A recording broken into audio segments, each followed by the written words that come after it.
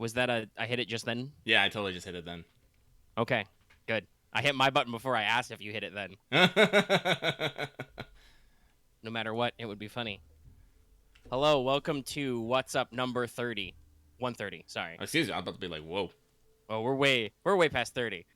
Though I don't know, depending on the let's see. That would be about 100 episodes ago. So that's about 2 years. Nah, we're probably some of the things we're going to talk about are still in the future then. Some of the things we're not though. Kind of. Very good feel. Okay. So, let's see. This is What's Up. I'm Omega. He's Lucky. What's up? I'm playing Final Fantasy 14. Get ready for like the most boring Final Fantasy 14 streams. I'm just working on gathering stuff, so I'm just gonna be hitting rocks and chopping trees this entire fucking time. That be how it be. But okie dokie. So, we're here. We're recording right now, in fact. Right now. No preamble. So, I guess, well, I suppose the first thing we should start with is we didn't do What's Up last week. No. It didn't happen. Lucky didn't feel good, and I was like, okay, I don't care. Whatever, we won't do an episode. You don't feel good? All right, that's fine. I don't have anything to say. That's not entirely true. I have a couple of things that were possibly more timely last weekend, but not really, so... I'm dying. Oh shit, I guess I should. As soon as we got a few people, I will stream it, I guess. The most boring Final Fantasy 14 stream. I'm gonna hit trees and break rocks. But yeah, so that's just it. There wasn't an episode last week. That means this week is 130. Yes. And the only thing I think, like I said, that last week I really would have had to talk about, besides obviously Control, though now that we're next week anyway, we've got furthermore, I assume, stuff to talk about, because I am basically completely done with Control, I would say. Did the main story, did both the DLCs. I think I did most of the obvious sub-quests. I didn't find all the hidden areas or, like, Platinum the game or anything yet, but I probably will not go back to Platinum, because I'm sure they'll want me to do bullshit in expeditions or whatever. I can't get this thing open. I need a knife. Cursed. He needs a knife.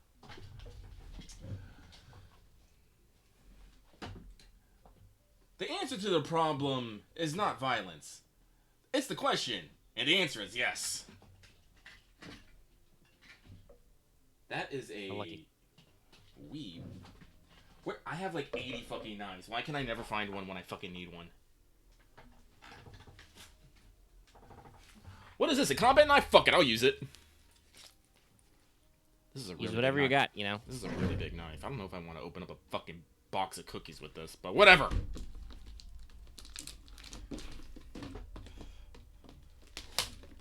Actually, nope, it's good. Booyah. Thank you, sharp tools. Yeah, no.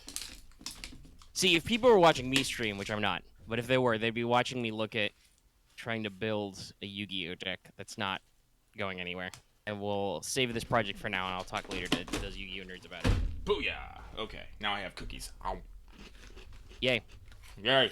I don't have cookies. My life at Surprises has significantly improved. These are pretty good, actually. So, let's mention first, I think, then, or I'll mention first, the thing that was probably more timely last week. Okay. Which was that I binged all of WandaVision that week, that night when the finale came out. Like, literally, I finished the second to last episode. I think it was 9-episode season. So I finished 8, like, 5 minutes after the premiere dropped for the last one. So obviously my thoughts are not as fresh as they would have been had we recorded, like, you know, Saturday last week. We're still recording on a Saturday. But overall, I think my opinions are positive. It's pretty well put together. I did understand they were kind of under some time constraints. Apparently some of the effect shots were not, like, ready to go until the day they dropped. Disney apparently wanted to go ahead with 3 episodes available at the start, Mm-hmm. which is a big deal for them. Usually they do like 1, maybe 2. But they wanted to have 3 ready to go. They did not. They started with 2 rather than advance the schedule so they would have enough time to do the finale. So that's kind of interesting about the scheduling and stuff. But overall, the product's pretty good. Mm-hmm. I don't know, like if you watched any WandaVision trailers or anything. Trailers, yeah. So the actual show, I will say, I liked it. It's pretty good. Mm-hmm. They do a very good job, especially in the earlier episodes, but even in the through line of bouncing between kind of that superhero tier or even just modern referential humor, Mm-hmm. Yeah. and then actual some serious business gripping, serious traumatic shit because it's Scarlet Witch. So I think how it wasn't goes. it Red who said, like, going back over Wanda, her life is nothing but pain and suffering. I think it was. Yeah, something like that. Yeah. It's a rough trip, and that is something that has stayed in the MCU. Mm-hmm. And also, I think this show, a lot more than some of the prior movies, maybe plays up the fact that Scarlet Witch is heckin' strong. Oh. Like she does a few freaky deaky things you find out throughout this that you're like, oh wow.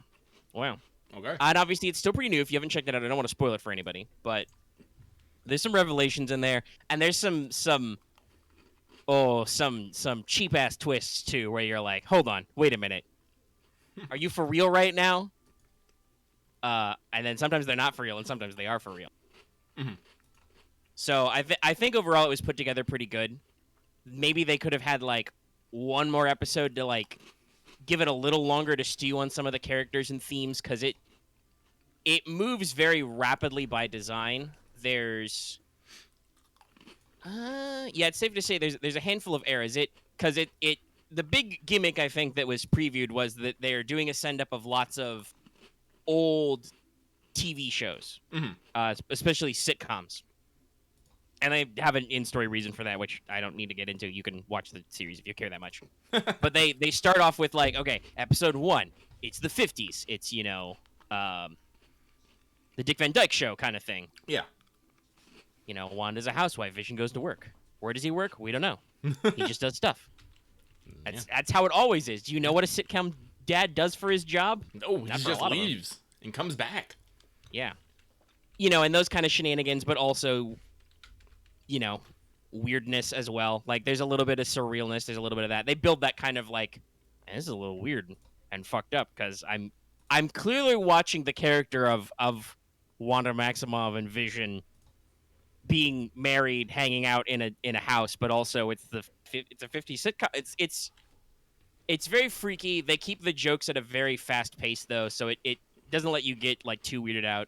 And it moves from like the 50s to the 60s to 70s and 80s type stuff, with a very funny Full House style intro, because in case you guys didn't know, Wanda/Scarlet Witch's actress, a lot of people apparently didn't know this. She's Elizabeth Olsen.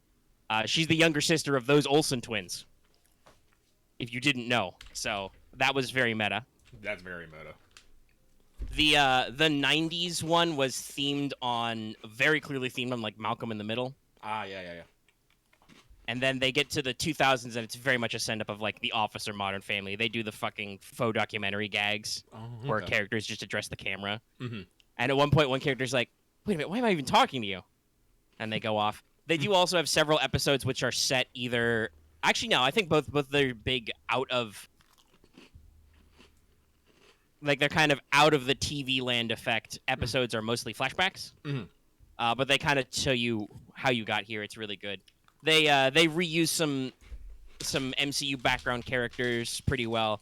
They're obviously setting up some stuff. Shout out to WandaVision for bringing in Monica Rambeau, aka Photon, who is a character I really love because she was a mainliner in the short comic run series called Next Wave, which will almost assuredly never be adapted by the MCU because it was a very tongue-in-cheek series. But I fucking love Next Wave, and you should read it if you haven't. But yeah. So they're still doing their usual Marvel, scribbling, scrabbling, connecting stuff, introducing characters who are gonna come back later. Yeah, Next Wave's great, hilarious. I wonder if you could. I mean, believably, you could definitely pull off the members from Next Wave. Next Wave also involves a shitload of collateral, though, so I don't actually know if you'd get it in there. Collateral. The comic is fully titled Next Wave Agents of Hate, as in Hate, which is supposed to be an incredibly knockoff Shield, obviously. They're led by a knockoff Nick Fury, and they are the knockoff Avengers / Shield, which is very funny because Monica Rambeau was an Avenger at some points. They've got other characters, Machine Man, the mutant Boom Boom, who got reintroduced to the comics, I think, after X-Men Evolution came out. The Captain. Yeah, there's Ilsa Bloodstone, who is vaguely European. She's a super-powered monster hunter. Oh, that reminds me. I did actually see Winter Soldier and Falcon and the Winter Soldier is coming out soon. They dropped a new trailer where Falcon talks about the big three. And Winter Soldier's like, what do you mean the big three? He's like, aliens, androids, or wizards. Always one of those three things. And Winter Soldier's like, when is it ever wizards? You don't know. We could be fighting wizards. Doctor Strange, he's a sorcerer. A sorcerer is just a wizard without a hat.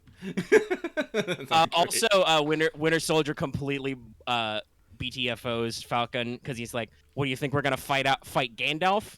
And Falcon's like, "How do you know who Gandalf is?" And he's like, "I read The Hobbit in 1939." In case you guys forgot how old The Hobbit is, by the way. Yeah, so that's coming out, I think, the 18th. Oh, so that sounds a lot funny. more funny than I thought it was gonna be. I mean, when you got the characters of Falcon and Winter Soldier in there, there's got to be some bants. You can't. First of all, you can't do a buddy cop super story if you don't have the bants, right? Yeah, that's super true. Yeah. Devilish is just finding funny screen caps from Next Wave. Yeah, it's great.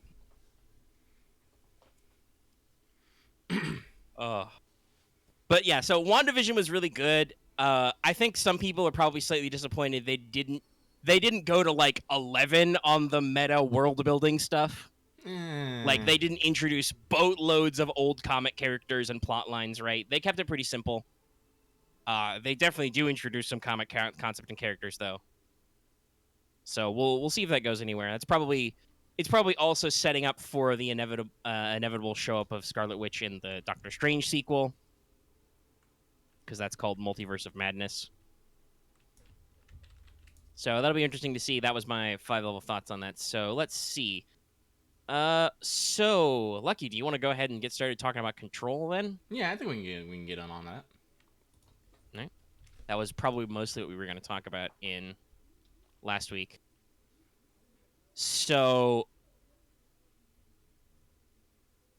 excuse me. Oof, little burpee. I just ate not too long ago.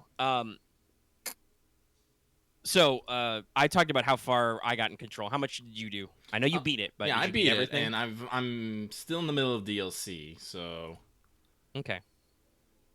But honestly, from what I could probably say is like I'm probably sure I don't think the DLC is going to necessarily change my mind on what I think about the game. I mean, well, okay. I know before you said you were in the middle of Investigation Sector, so did you do all of AWE? No, I did not. Okay. Like that you... actually, so game design-wise, I do actually think they did some really interesting stuff with AWE. Well, yeah, well, like with that, yeah, because, you know, they added more mechanics, like having the flashlight, you know, using lights. They just brought in a bunch of Alan Wake mechanics. I don't know. Well, they do also give you a new gun. Oh, they do? Okay, cool. Yeah. It's called Surge. Oh, okay. Basically, imagine Charge, but instead of exploding on contact, it's a sticky detonator. Okay. Yeah, I did get it. I didn't know if that was specific. That's what it does. I don't know. Some of the names are weird. Like I'm like, why is it called Surge? I don't know. Whatever. But yeah. So they introduce a new gun mechanic. They do some interesting things with some of the fights. I do actually think that, especially with the darkness mechanics, they do some puzzles. I actually found like way more interesting. Oh yeah, definitely. And dynamic than a couple of the core games. Hey, rotate this hex until it makes the right shape puzzles. Well, you know, it makes me honestly want to kind of go back and play some Alan Wake, honestly. I've never actually played Alan Wake, though I've watched it played. But if it ever shows up on, like, Steam or something on the cheapo, I should probably pick it up. Yeah. Because it's... Obviously, the AWE story is super involved in that, and I'm pretty sure is deliberately setting up for either Control's sequel or Alan Wake's sequel. I'm not sure which. Maybe both. Maybe both. Yeah, that's what I was about to say. Yeah, but I also think that AWE is very interesting because it can actually be completed before you complete the main game. Mm-hmm. Like I know you and I actually both started in there. I think I probably quit doing it earlier than you did because I told you that like, oh yeah, that's optional. You can do that after you finish the game. Yeah, no, that's when I was like, oh, I can fucking stop. Okay, I'm gonna go and do something else. Yeah, so I did all that. I also want to say that game design wise, the Foundation DLC, which is a post game DLC, does a couple of interesting things, but also it feels kind of like the stuff in Foundation maybe should have been in the base game. That's what I'm getting. Like I said, I haven't started Foundation, but like I'm gonna tell you right now, my that ending, that base ending, I'm like, this is kind of a letdown. It's very open ended. It's like, oh shit, we've completed the game. And also to be fair, I don't, having played a few of those boss fights, I don't think that boss fight design is what the game designers at Control were super good at. Like a couple of them are a little interesting. A lot of them are a little frustrating. I think I honestly thinking about it, like I enjoy fighting S-Age. I think that's the best way to call it, Yes. just because it's literally you're just fighting your mirror and you're just like, oh shit, she can do what I can, and Yeah. getting around that. So, And you get a cool trench coat out of it. yeah, you do. I had to go back and get it though. I was like, where is it? Oh, I did too, because I thought it was automatic, and then Yeah. it was like, oh no, you have to go back to the normal dimension and find it on a mannequin. All of a sudden, I'm like, wow, this is really convoluted. I also did all the subquest stuff to get the gold suit, that which is a one pain in the butt, but but it's funny. It's funny. And that also, like, looking at that when you study that whiteboard and stuff, that's another one of those. That's one of those puzzle designs. I'm actually like, oh yeah, no, this is actually kind of clever. Yeah, no, I it's like like you this. actually have to gather luck by like doing all these little things. I'm like, yeah, no, this is fun. And it's they've got all the tools you need right to solve the puzzle right there. Yeah. You just have to work at it and do a little bit of trial and error to figure out what it means. And it's funny. Move It's everything kind of around. funny when it fails and things just start exploding. You're just like, oh. It's very unlucky. Yeah, when you accidentally turn the sprinklers on or just The the fire extinguisher just explodes. the fire extinguisher just freaks out and blows up. Yeah, no. So the stuff you do for cosmetics is pretty fun. I rocked the asynchronous suit all through the game. Oh no, like I you look fucking like a love baller. it. Like I'm like, yes. Well, because I hate the director suit. I'm like, I feel too, You feel a little too professional. yeah. Because let's Yeah, be I real, think Jesse, it's a little too. Jesse's not that much a professional. I get what they're going for with the concept of like when you finish the game, Jesse's like, "No, I am the director," and she looks fine in it, but it's also like that's a little professional. A little too It's a professional. little too uptight for how much crack and wise Jesse does as I float through underground ruins full of red sand. Oh no, I think my favorite is anytime you go fight the mold and she's like, I guess it's time to clean up, she says, cocking her gun. She says the full line, like every time. I'm just like, that's Oh yeah, no, Jesse has great interactions. That's something I loved about AWEs. They give you more janitor missions. mm-hmm. Which fun stuff there. If you do all the janitor missions in the base game, you get the janitor's coverall, which would also be funnily appropriate. Oh yeah. But yeah, so I can. Do you mind if I give you a mechanical spoiler for Foundation? Yeah, go for it. Okay, so Foundation gives you 2 new powers, quote unquote. Quote unquote. One of them actually is a new power. It lets you basically use your power button on certain crystal formations to make crystals grow. Oh, okay. So you can create platforms to walk on, you can create walls as cover, and you can basically trigger traps built into the environments. It's all still extremely scripted. You can't just do it wherever. Mm-mm. It's only certain crystals, but it adds an extra layer of like you can do new types of traversal. You can do interesting different things in combat. If you see a whole bunch of guys stand on a pile of crystals, you can just be like, spikes, you're dead. Bah. Kind of a thing. Mhm. And I think it's actually like that's one of those things I'm like, shit, this should have been in the base game. Like I know it doesn't make perfect sense, but like you should have. There's so much detail in the environments and the simulations, right? Yeah. I feel like they could have done this in the base game maybe, and like I would have really liked that with a little more flexibility. Mhm. But obviously, I get that also probably would have added more work. It was in the DLC. The second power is not really a power. It's kind of dumb. When you get it, you just get the ability to break those crystal formations with your gun. You can use this to solve puzzles. You can also use it to like break crystal platforms so enemies fall into bottomless pits that you can then put those platforms back. Okay. Um, So it's more of an you know, add-on you of the first power, I guess. Yeah, there are two sides of the same coin. You get both throughout the DLC, but you actually pick one to start with, and then you do a couple of quests, and then you get the other one. Mm-hmm. I Okay. was a little because I got the crystal growing power first because it sounded cooler, and it absolutely is. It's 100% cooler. Because when I picked up the second one, I'm like, wow, this is a real letdown. Oh gee, I can break walls that you, the game designers, made now. Yay! It's not like I could break walls this entire fucking time with a gun. Especially considering that AWE, which comes out later, I think they learned their lesson. There are a lot of secret explodable walls in AWE in the investigation sector. Mm. You can just blow those up with shit like charge and surge. Boom. So I'm like, I feel like while Foundation like does some great stuff with like storytelling, it improves on like how Jesse's settling in as the director, her relationships with her employees. Um, there's a lot of just reminiscing about Emily Pope, right? She's just like, man, this is sick down here. Emily would love this, and then just halfway through the DLC, Emily shows up at the thingy, and Jesse's like, Emily, when did you get here? And she's like, you called me, and Jesse's like, I don't remember doing that. Emily's like, whatever. There's science to be done. I'm here. Okay, cool. Emily's and then great. she gives you a side quest where you got to collect some shit and open a secret thing. But yeah, so like the dialogue's really good. I think it builds the story out. It definitely does a positive thing where it changes up the visuals of the game a lot because that was something that in the core game got very, very repetitive. Yeah, it did. The Foundation is set in the foundations of the oldest house, which is like a big, black rock and red sand desert series of caves and stuff. But also it's got like the astral plane is like intruding into the Foundation, which is the problem you need to fix. Which also is like, okay, that just means we have more astral plane shit, I guess. And there's actually a really weird mission that I think was the prototype for the lamp stuff in AWE, in Foundation Lucky. Mm. You find an alternate item that it's a TV. It's playing a video of Ati like chilling, mopping. Mm-hmm. But basically, you're surrounded by very, very powerful astral plane, dummy enemies who you can't really hurt and will kick the shit out of you if you let them. But if you shine this TV on them, they stop. Oh. And you have to navigate this pitch dark cave while showing the TV like you showed the light in Foundation. Okay. So I'm like, there's a couple of cool concepts in there, but overall, I'll phrase it this way, and I'll ask you if you agree, Lucky. I feel like I'm very much more interested in what these guys do with a sequel to this game. Yeah, no, that's good because again, I think I talked about this last talk about Control. I like the setting, I like the characters, and I was curious to see where the story goes, and I found out that the story kind of doesn't really go anywhere. Like you hit some highs when you find Hedron, and you're like, oh no. Yep. There's a serious moment, but after that high, it just kind of it doesn't ever really get into denouement.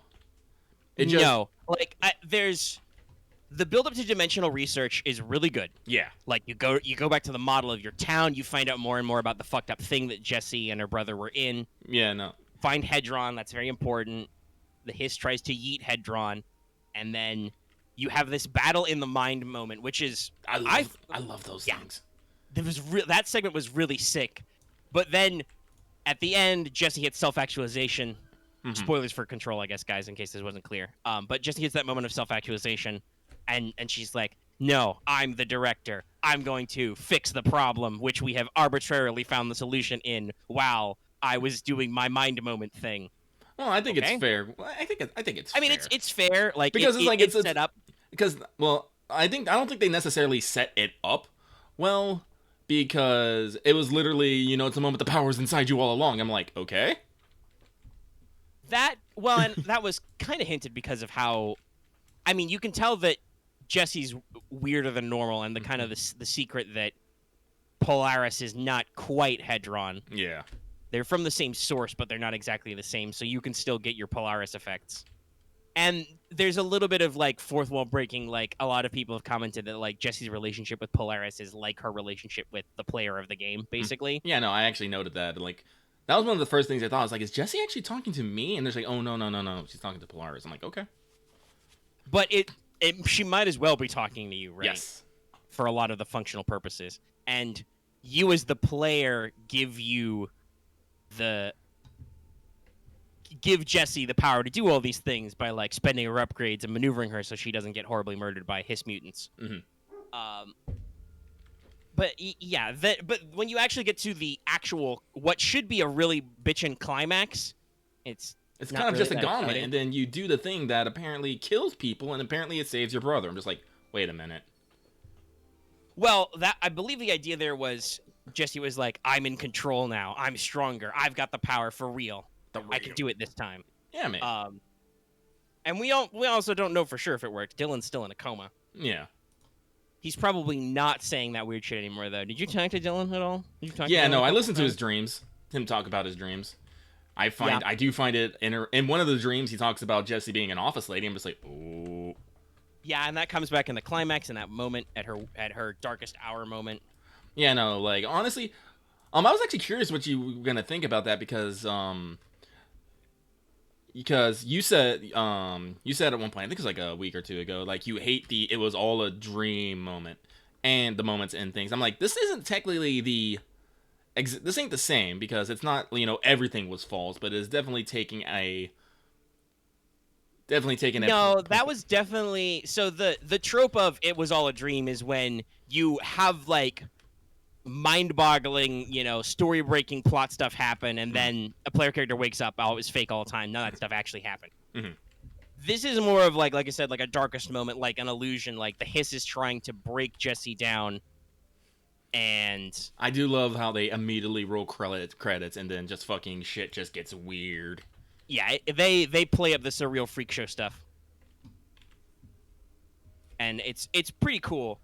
And the fact that I think the reason that separates it from the trope, it was all a dream, was that when it ends and Jessie like gets her shit together, that's all real. All that character development, all that part is actually realized and matters and is not just forgotten about. I really do enjoy how they looped the end of that sequence to the beginning of the game.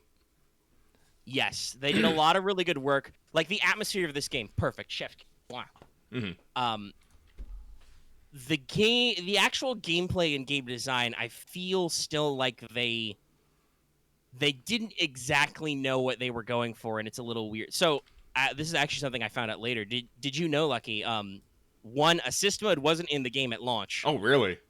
Yes. Two, the game also added, and we're playing the Ultimate Edition, so I'm sure that we've got them all. The game added in a later patch more control points closer to boss fights, so that when you inevitably die, you would actually respawn closer because they didn't have them there.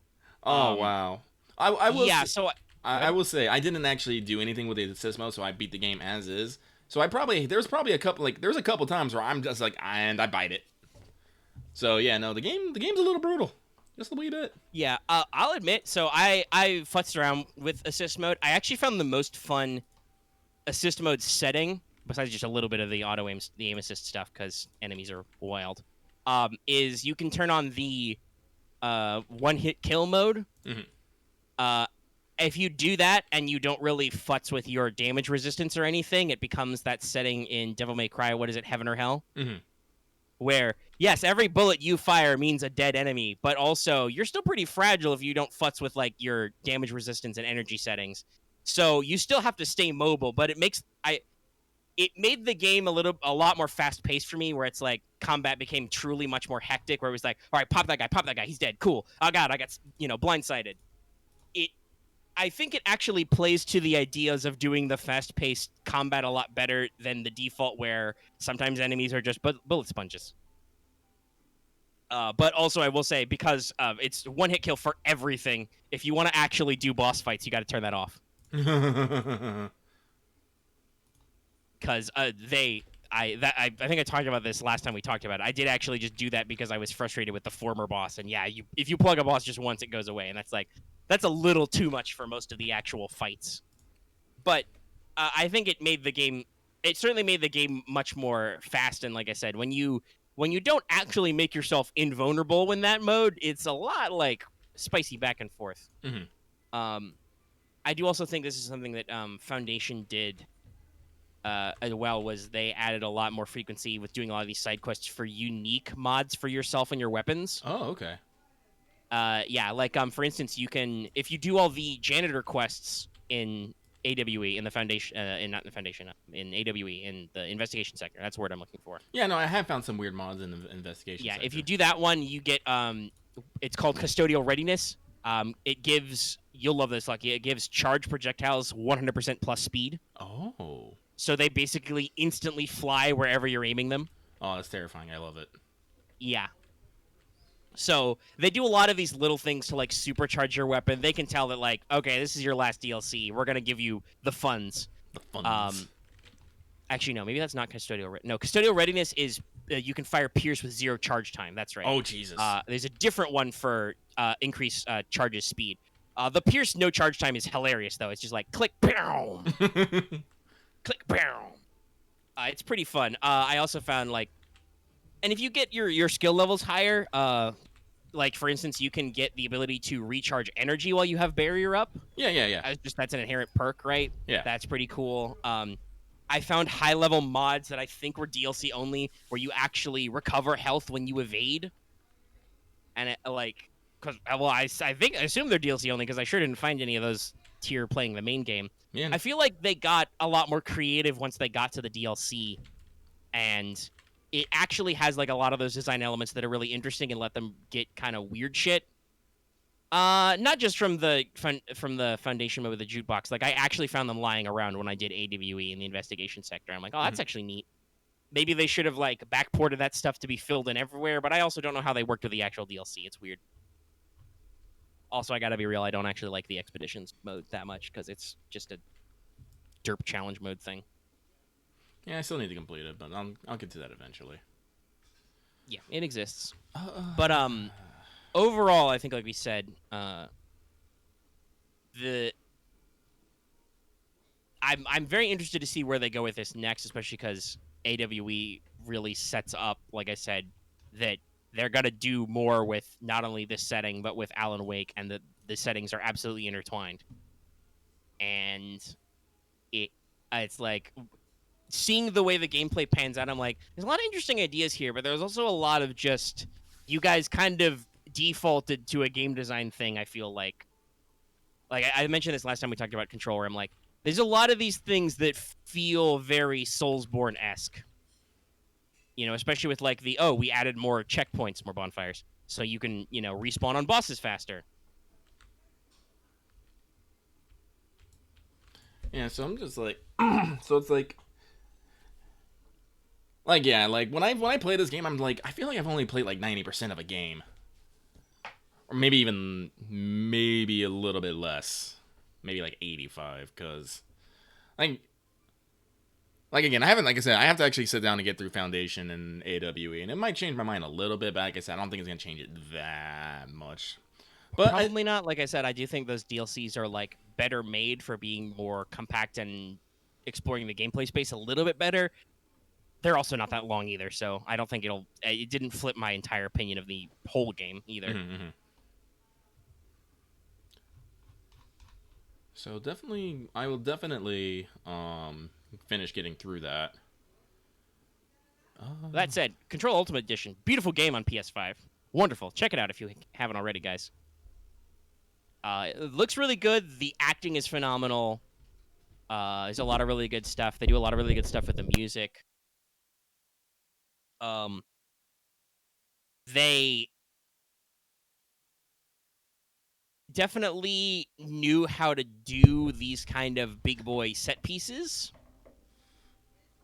Like the Ashtray Maze was really good. A lot of the stuff in Dimensional Research was really good. I like the Ashtray Maze because you go and get the fucking cassette from Ati. And he's like, here, this will help you. You put it on, and it's playing, and it's like Take Control by the old gods of Asgard, and it's just, you're just playing some fucking something heavy, and just over it, and it's like, man, that was great. And it was really great just seeing the house just change around you. Mm-hmm. It's a great moment. They've got a lot of those other little bits. There's some fun stuff you do, like I said, in AW well, where like you're dealing with this stuff. I do kind of wish that, because you can get the cassette tapes for that music, right, and other things, you can't play the game and listen to tapes. No, you pause. It's weird.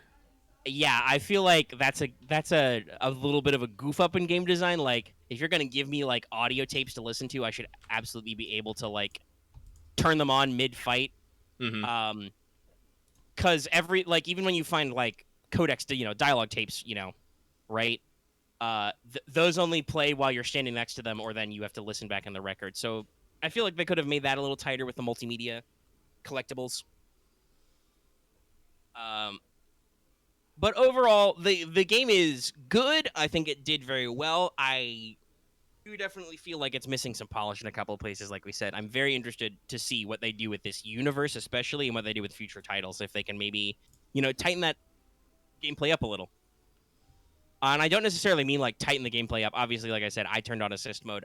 It doesn't have to be an easier game. I just I would like it to be a little bit more refined in some of its systems. Like I do actually, I honestly think they could have really gotten way more creative with the weapons and powers, right? Right. Like the fact that it's not until one of it's not until the finally released DLC. You can do it earlier, but it was the last one released before they give you the, like I said, surge with the sticky detonator. That's actually, I think, quite clever. Most of the other functions of the service weapon are not really great. Like, grip is good. Grip is standard third-person shooter gun. Scatter's pretty bad. Spin is pretty bad. Pierce is good, but not really until you get to do the DLC and you get the charged release mod. It's very slow. You got 2 shots, then you reload, and you got to charge it up. So it's very powerful, but also like very hard to fight. Big swarms of enemies that they make you fight. Mm-hmm. Honestly, like you said, Lucky, when I started playing it that way, charge is just, I think, overall the best. Like, yeah, you can blow yourself up a little bit, but you're also going to take damage from enemies anyway. Why not blow up large columns of them, clear obstacles, etc.? Honestly, also, while I appreciate that if you max out launch, it's pretty strong as well. Mm-hmm. I also don't think they really do anything clever with launch. No, not really. Like, you have to weaken enemies to lift them. You can lift at most 3 things, and then you just throw them at different targets. Mm-hmm. Okay, cool. You get multi-throw. Like, you can. I kind of They give you the ability to throw puzzle items, obviously, Oh yeah.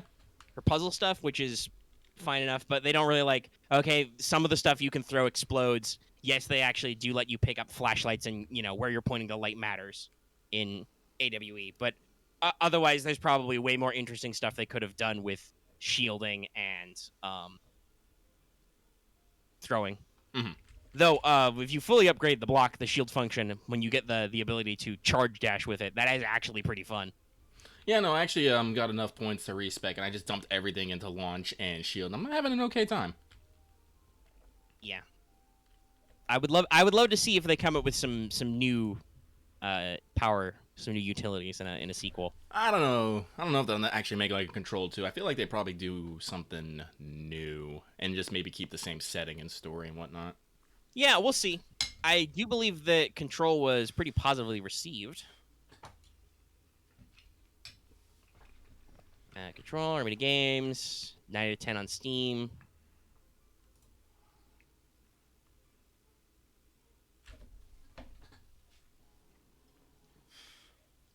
Reception. Won some awards.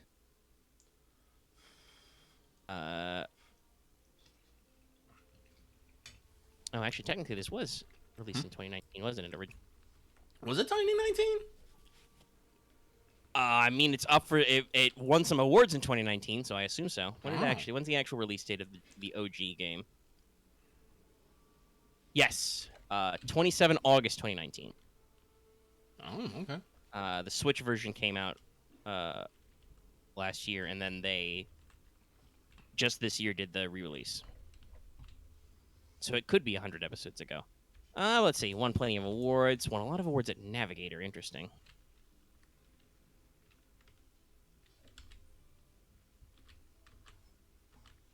But overall, did really good reception. Got some fairly positive scores.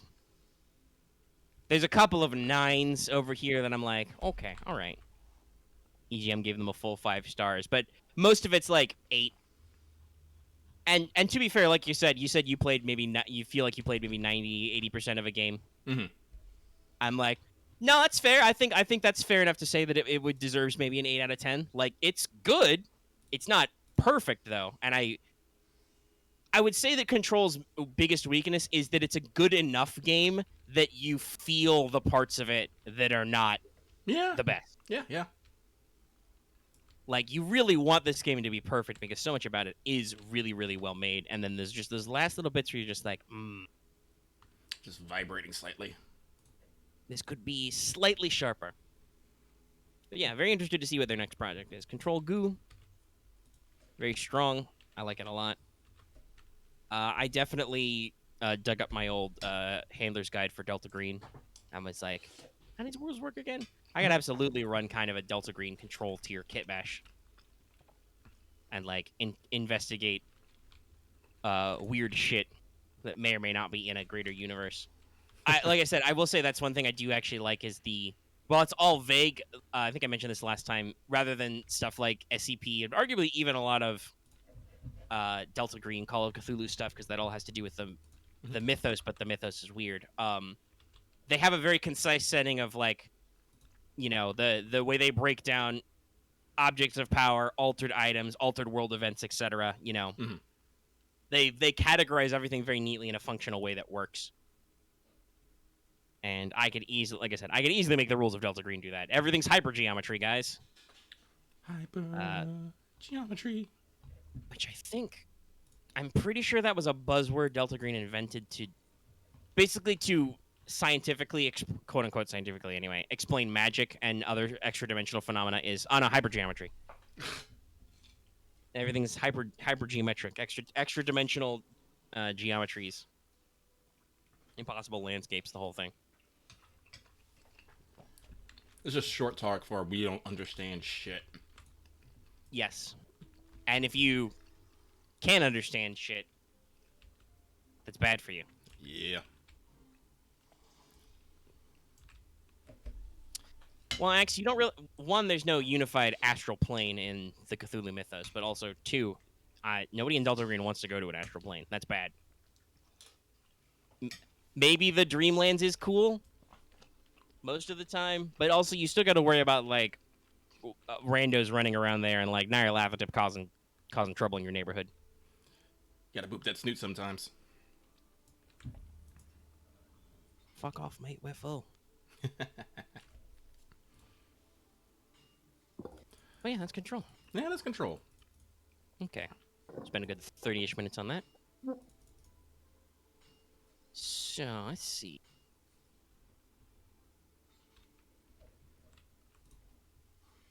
I mean, the history from a different dimension.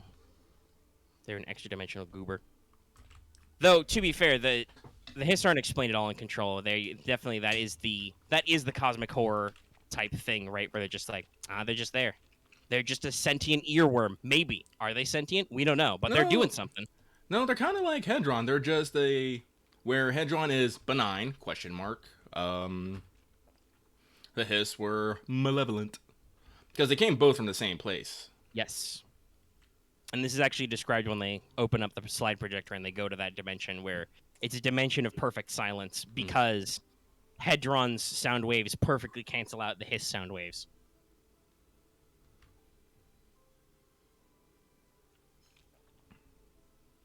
That's a little thing. Okay, so that's that. We can briefly mention, because we can chill a little, that we did a Session 0 for the Sprawl, speaking of games I could run. Did a Session 0 of the Sprawl. It's out there. I don't think we need to talk about it at all, Lucky, because there's 5 hours you can listen to of us talking about things. I mean, I do want to do some self backpatting because that world really came together. Like, keep looking back. I'm all like, this is kind of awesome. I'm excited for this. Hey, 5 hours of hardcore brainstorming will do that. We had a very serious. I thought it was actually going to be a little bit shorter, but no, we had a real boy brainstorm sesh. That's what happens. You get productive.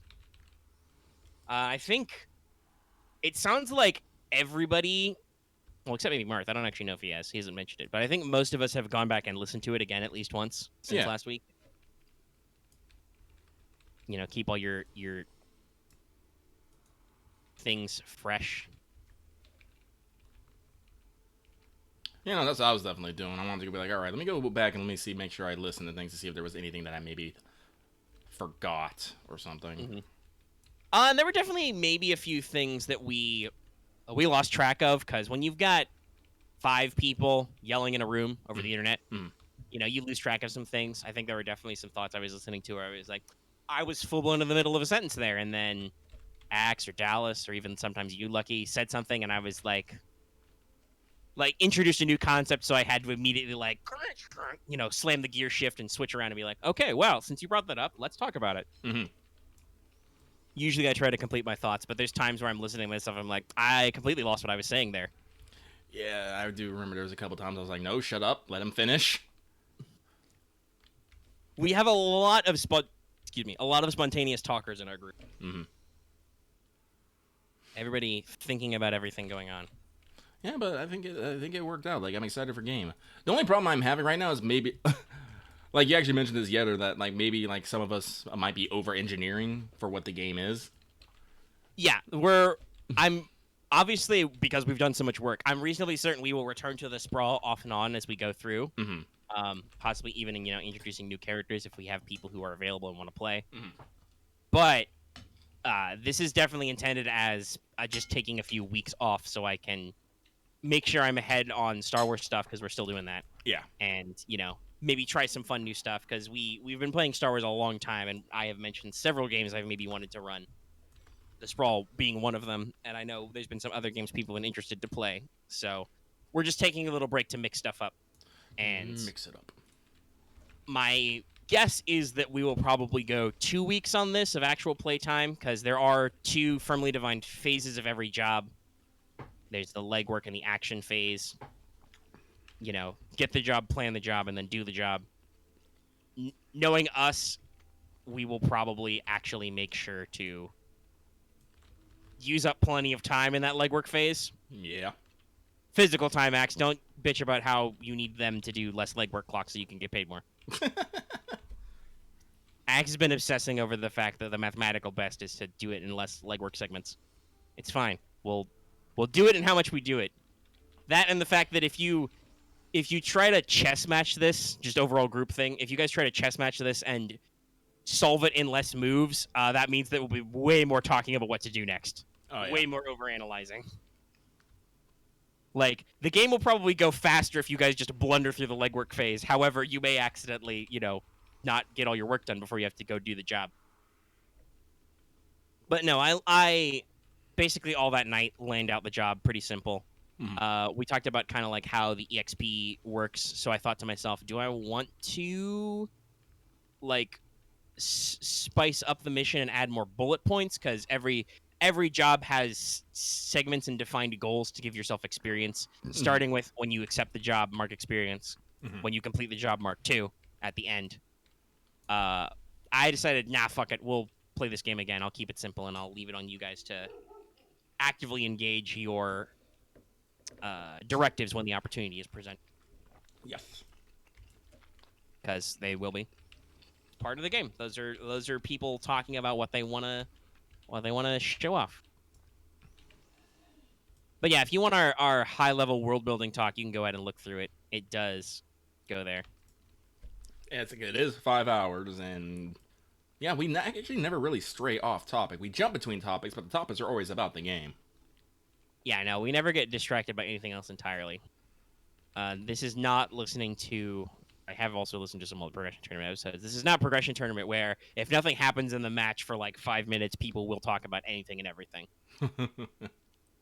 We also occasionally have this issue in Star Wars. Not usually, but we've occasionally had full-blown breakouts about, well, if we're talking about this, hold on, let me talk about something for, a few minutes. And then we get back to the game. But no, I've got the whole thing planned out. I already know where we start, where we go, what we're doing. The thing about over-engineering was, on the one hand, yes, this is an important question. You have to know your background because Mhm. this is what informs stuff like picking contacts. You've done a lot of backstory thinking about your character, Claymore, Mhm. which means that on the off chance you decide to roll some contact, which I know Lucky may entirely do, even though his character is very bad at that move, because I believe that's plus. It's plus whatever the social one is. What is that called? Style? Edge? It's one of those two. Style, yeah. Style, I think, is I have the. it at a 0. It's not mine, which is -1. Okay, so that's all right. You get raw dice. It's not as bad as if they ask you to do research, but you know, like where you might have your contacts, who they might be, and how to find them, Yes. kind of a thing. What they can help you with if you want to roll up on there. Um, I'm also pretty sure that I know Axe has talked about how he wants to add more detail, but uh, I mean this is a positive Axe. I actually think you've got a very concrete example of what's up with your character. I definitely have a very solid picture of like who your character knows and where he's been and what he's doing. Maybe not exactly why you do everything you do, but I had a decent enough grasp, and even before you started like trying to hammer out some of those backstory details, so we can work on some of that stuff. Yeah, honestly, Honestly, I think everybody gave me good stuff to work with. Um, like everybody has their own little twists and turns. Dallas and I talked about secret stuff a lot. secret. Dallas one likes to do that, but also just in general, I think it flows because I'm not sure if some of those secrets are known that you guys would be as willing to work with his character as you are. I straight up said that if what I said in my backstory comes up and just out of nowhere without me telling you, I'm probably shooting you. Yeah, you phrased it as if people uh get out there and like know my story and just bring it up out of nowhere, that's suspicious. That's bad. Which is also true. That's not a thing you usually want to hear from people in Cyberpunk is when they start bringing up your backstory. Uh we haven't super detailed it with Marth's character Squirrel yet either, but he built a whole like backstory plot arc into his character and was not ashamed at all. Nope. Like to frame it for the people at home, so everybody gets cyberware, right? It's Right. Sprawl, it's a cyberpunk RPG. You have to take cyberware in your starting character sheet. You get three choices for how it comes. One is you have something that is lower quality somehow. You stole it, you scraped it together, you bought something cheap, so you have to add a negative tag to it, basically. Nobody picked that at all. No. Munchkins. No. Um, the other options is somebody bought it or acquired it for you somehow, which is what 3 out of 4 PCs went with. That means you get the tag owned. So somebody owns you. This is a really good narrative sense to be like, hey, where do your jobs come from? Where do the social pressures in your life come from? How do you feel about these groups? So we worked it out there, and everybody's got their own little bits going on. Then there's one more. You fucked somebody over to get it. Get plus hunted. Marth unabashedly took it. He was the only one who took plus hunted. He straight up took it, and then he even went doubled back and put it in his directives as well. So like, he has a whole motherfucking cyberpunk Revenge. Baby Driver-esque revenge story going on in his plot that will probably come up at some point because he really doubled down on it being big a deal to him and his character. Which, especially when I'm running a cyberpunk game, but just when I'm running games in general, I love whenever players just jump headfirst into that nonsense. Lucky's always great at this. You've already done your extra mile of work on Claymore, but also you're just, like I said, you were unabashed about working out what your elements are and totally picking things and being like you changed one of your directives after we recorded the game. To just be like, I'm not actually sure this thing is actually how like I'll still do it, but I don't know if I want it to be a focus of my character. Let me do it this way because you switched from proselytizing, to network, Yes. specifically with Suzaku Security, and we're like, no, I want it to be a big deal that we're actually, I'm in tight with them, and we got back and forth, and like, yeah, no, that may cause problems in the future. Yes. In fact, that said, it's interesting that the 2 corps that the PCs are tightest with basically got no action on them in the backstory. Nobody really fucked with Stone and Sons, Hmm. a corporation that Dallas's character is super tied with, and nobody really fucked with Suzaki, which is a corp that you're very heavily tied with. Yes. The only other one is that, like, I'm looking at the clocks right now, is like, you guys are like one job, one stumble in the street away from whatever, Northwood Industries or Pacifica Investments goon squad looks like. Like, the between those two corps, the players went a little bit ham.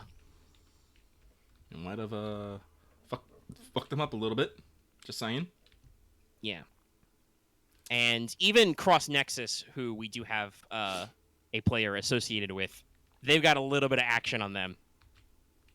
So it's like they could easily kind of flip that around to be a little spicy. Spicy. But no, I think everybody's got some interesting things, and hopefully the job I got planned will be interesting and work out for you guys. I had to think about it a little bit and think about what makes sense for your directives, what makes sense for your other backstory elements, and what makes sense for your builds, obviously. Yeah. Because you're the killer, so you're violence. I'm very much violence. We've got a soldier who is planning, smarty pants stuff. Dallas is playing the pusher, which is, I think, mostly to say social engineering and outsourcing type stuff. Like, Yeah. he's a social character and deliberately has contacts and work he can do with people. And Marth is the driver, and I believe he spec'd out to be much more utility, because he also got drones. No, actually, that's not how that works. Whenever you're involved in a job, the clock pushes up. That said, I talked about this in the actual session 0, and it's as shown in the examples. The thing about being involved with other people's backstory jobs is it can be literally anything. Like, several of us had people on opposite sides, or in tangential jobs. There was even an example in the body text of like, oh, I wasn't on the job in any form, but I investigated that job later for my own purposes, and that got them the +1 because they looked into the work. So like, and I think the way we phrased it worked out pretty well, because the way the link mechanic and the backstory jobs work is it's basically establishing how well the other characters know how you operate and what corpse you fucked with recently, and so who's agitated. Mm-hmm. And the game actually tells me, to pick and choose, and like, okay, if you're designing your first job, maybe pick a corp that's not at the highest level of the clock, so that they're not like immediately going to turn violent or there's going to be blowback against the players, but also maybe pick a corp that they have actually done some work with in the past, so that you can use previously established kind of connections, which is what I did. I don't mind giving spoilers / hints in the text talk. We're gonna play tomorrow, and it's gonna come back right away. Mm-hmm. Literally, the first thing is I'm gonna narrate some cyberpunk stuff, and then I'm gonna grab the guy who's gonna get the job call, and gonna be like, "Hey, what are you doing? All right, cool. You get a call. Go to the job." He's gonna get the intro. That's gonna be like, "Hey, what are the rest of you doing? Cool. You get a call. You're going to a job offer." Because I don't feel a need after we do normal pants intro stuff to mince any meat. We can just jump straight to the game. Yeah, no, I think so, yeah. Take the job. But yeah. So that's the Sprawl. We're doing it soon. Expect a couple sessions of that. People have actually been watching the session 0. That's cool. Super cool. We appreciate that. Super appreciate.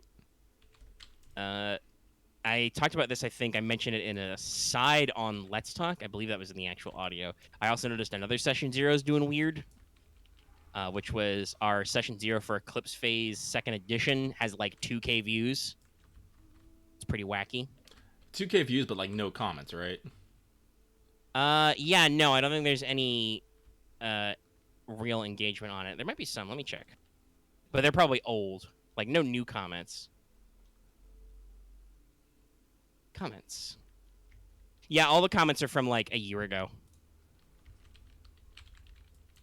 So, but we're still getting views now. Like, the reason why I found this out is because I checked our analytics and was like, in the last 28 days, this Eclipse video got like 40 views. Wow, what's its views like? And then I tab it up. I'm like, what the fuck? We got over 2K? What is happening here? It's like my L5R How to Create a Character, where just like, I assume a lot of people are searching it, and a decent number of them are watching it all the way through, but they don't necessarily do super great. Though we did actually, like, I checked the stats. There were some subs got from the Eclipse Race video. Oh, So wow, like, really? there's some people who decide they want to stick around with us. I don't know if we've gotten any. I can pull up the analytics on the Sprawl video because it's been a few days. I can check if anybody's like got any major retention. Okay, that's weird. What? It says we lost a subscriber on that video. Wow. What? Did me posting a 5-hour video on a Monday really upset you, sir or madam? Apparently. I guess. Yeah, well, I mean, if you, I think I talked about this. If people get bored when they sub on a weekend and they realize that we don't post Let's Talk FGO like every day all week, God, no, can't even imagine. What would we even We talk somehow about? managed to make last week's episode that was about nothing go for like 3 hours. That's the episode that's live right now, by the way, people at home. If you haven't checked it out, check it out. If that really upsets people to make them unsub, well, you better get started now, kids.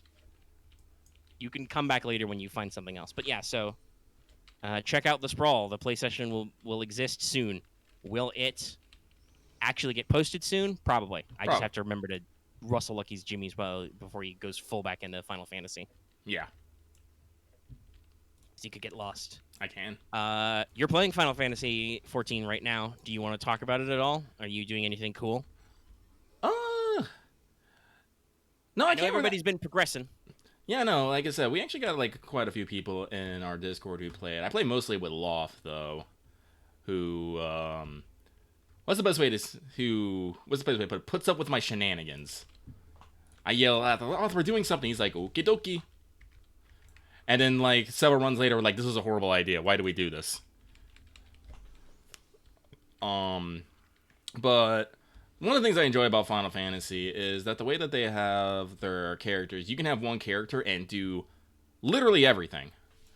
All the classes, all the jobs, all the quests, all of it. You don't have to like make multiple characters and stuff. You just have to, level them all up. And so recently, what I've been, I don't know why I got a hair at my butt about this, but I've been really into the gathering and crafting classes, so I've been working on that. Which is what you see me doing here. I am causing a small extinction event on these creatures because I need their skin so I can make leather, so I can make some other things, so I can up this level.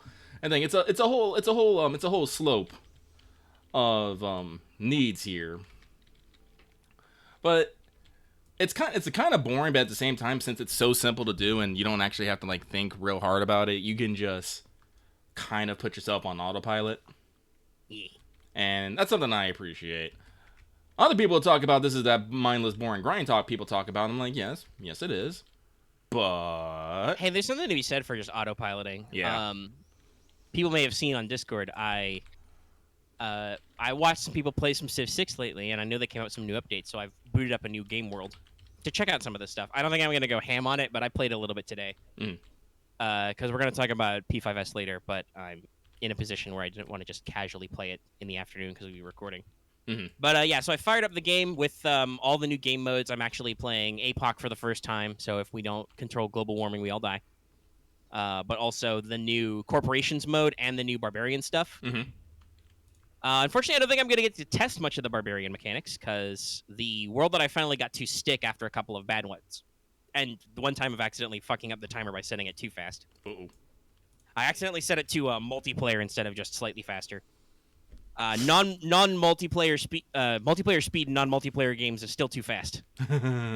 I like the shortness of the like 33% faster. I think we talked about this before. I love 50% faster. Yeah. But anyway, by the time I actually got my settings to work and wasn't immediately fucked over by the game, I've spawned on a continent where I think all the barbarians have died to other civs. And to me, I knocked out one in Barbarian Encampment, but they were pretty close, so I didn't want them to steal some primo real estate. Or they've already turned into city-states, because there's a few city-states around me. So we're going to see how it goes. I did actually get to poke the mechanics in a couple of runs I had to scrap because things weren't, I fucked up my settings. So it's pretty interesting, You can pay them not to attack your cities. You can pay them to borrow your units. Yes, they will still raid your units. Though in one game, I built a city just before a barbarian scout got to like a settler and scout escorting him, and then he immediately like whoop turned around because I'd paid them off. Oh, that's neat.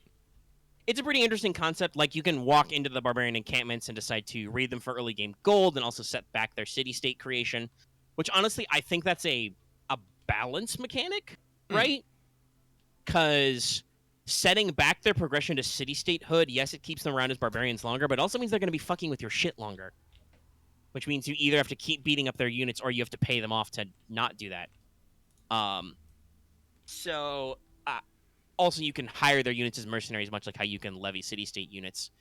So I think there's some interesting mechanics there. I probably won't get to play around with them too much in my current game run, but we'll see. I'm also trying out a different leader. I'm playing Rough Riders Teddy because I know they've added some new stuff with like beautification and things. So I'm gonna futz around with being Merca for a little bit.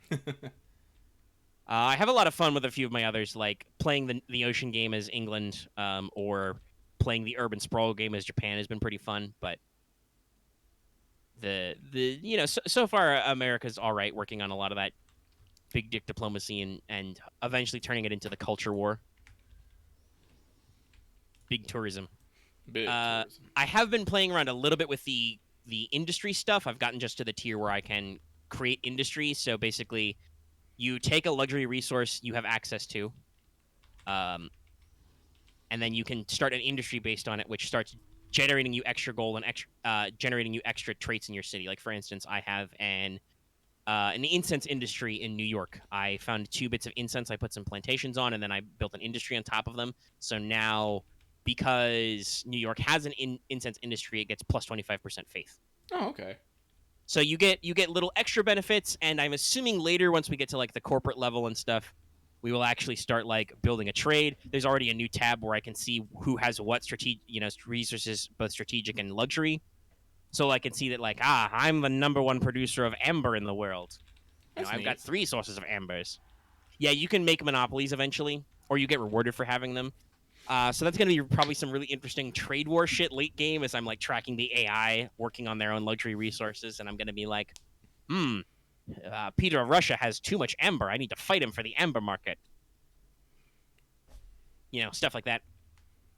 So we'll see how far that goes. As far as it seems now, it just seems like a good way to get extra cash and some extra benefits from luxury resources, which is a thing I've wanted. We've talked about this before in general. I think we both want Civ to be just a tad more fiddly, a little more in-depth on some of its systems. Yeah. So yeah, that seems fun. I'm like I said, just the concept, even though I'm probably not going to get to play a full game with a lot of it. Just the concept of the way you can do barbarian camps now. They all have fun names. Like I bought off one group of barbarians who were called the Sand Snakes. And then in another game, I beat up another group who were called the Badger Claws. So they have cute little names to track who they are until they turn into a city-state. So that's fun. But yeah, I like all the mechanics they've added in their new game modes. Seems fun. Maybe we should get together and play a multiplayer game sometime. We should.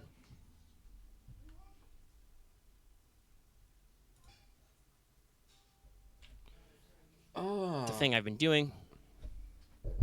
That's what I do with my time. Let's see. I mean, people will probably want us to talk about gacha games, but I don't know if there's really much to talk about. I really don't have that much to talk about. I kind of fucked up playing Azure Lane. I didn't get nearly as far as I wanted to, like at all.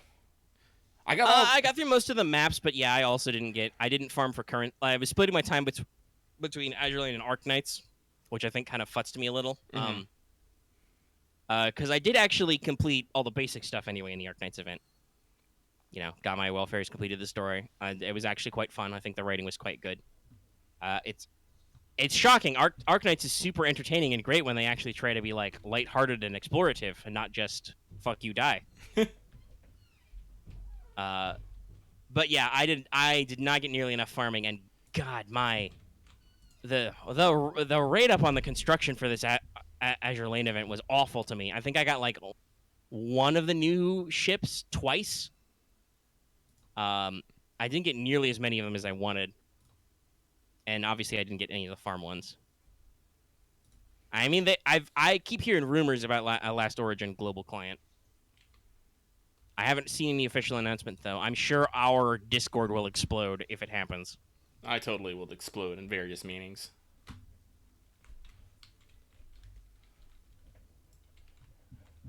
But yeah, so if there's nothing much to say, I know you guys you want it, but if there's nothing more to say, we'll just skip it and move on.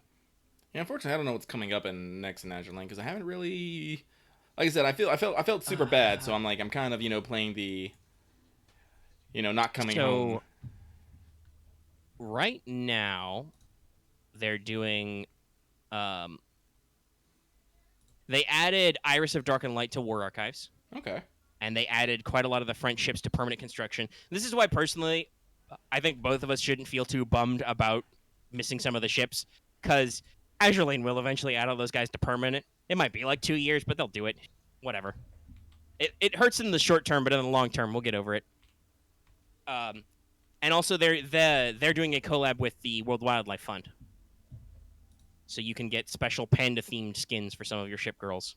I'm assuming for the cost of some cash, which will go towards World Wildlife. Cool. Pandas. I do also hope that means that they're going to eventually do that one that they did that for Arknights as well. Because Yostar previously did a WWF World Wildlife Fund combo with Arknights, which had a custom skin and I think a special operator. So we'll see if that gets carried over too. They at least have the branding over here. Yeah. And we're talking about other gacha stuff. I am kind of curious. On Twitter, Uma Musume and Blue Archive has been making waves. Uma Musume is blowing the fuck up. I am seeing, first of all, a great many artists art about it, but also I'm seeing a great many of artists and other people with Japanese Twitters just tweeting it, like tweeting screenshots and stuff of polls. Mm-hmm. It seems and pretty making fun. lots of horse memes. A lot of horse memes. The best memes. Well, maybe not the best memes, but it makes me laugh, and that's all that matters. But yeah, no, like it's constantly on Twitter. Same with Blue Archive. Still not. Isn't that another Yostar? If I remember correctly, I believe it is.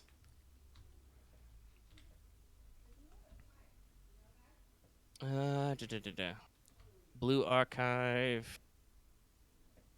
Made by Net Games, so it's Korean. Published by Yostar, yeah. So Okay. Yostar publishes it. So a different developer than a lot of their stuff, but yeah. I'm trying to think. Have I been seeing Blue Archive on there? I probably have and just don't even know it. Yeah, you probably have. Like, if you've been seeing a girl that maybe looks like she has like some sort of ring over her head, that's Blue Archive.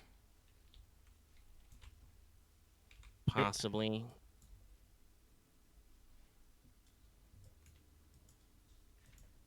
But no, lucky still about that last origin. Hecking, I'm actually subscribed to their JP Twitter, and they keep coming out with characters. I'm all like, it's like every day I stray further from the light of God, and I'm okay with this. We've talked about this before. Last Origin, you might think it's Azure Lane, but no, Last Origin has full blown won the horniest Gacha Game Award. that is their brand. Also, they have big guns, I guess, but like, no, they're the horniest. What do people like? They like big tits and big guns. Perfect. Put them in the same game. Yeah. So yeah, no, they exist. I'll be interested to see what it's like. I do know a couple of people who did tweet about it.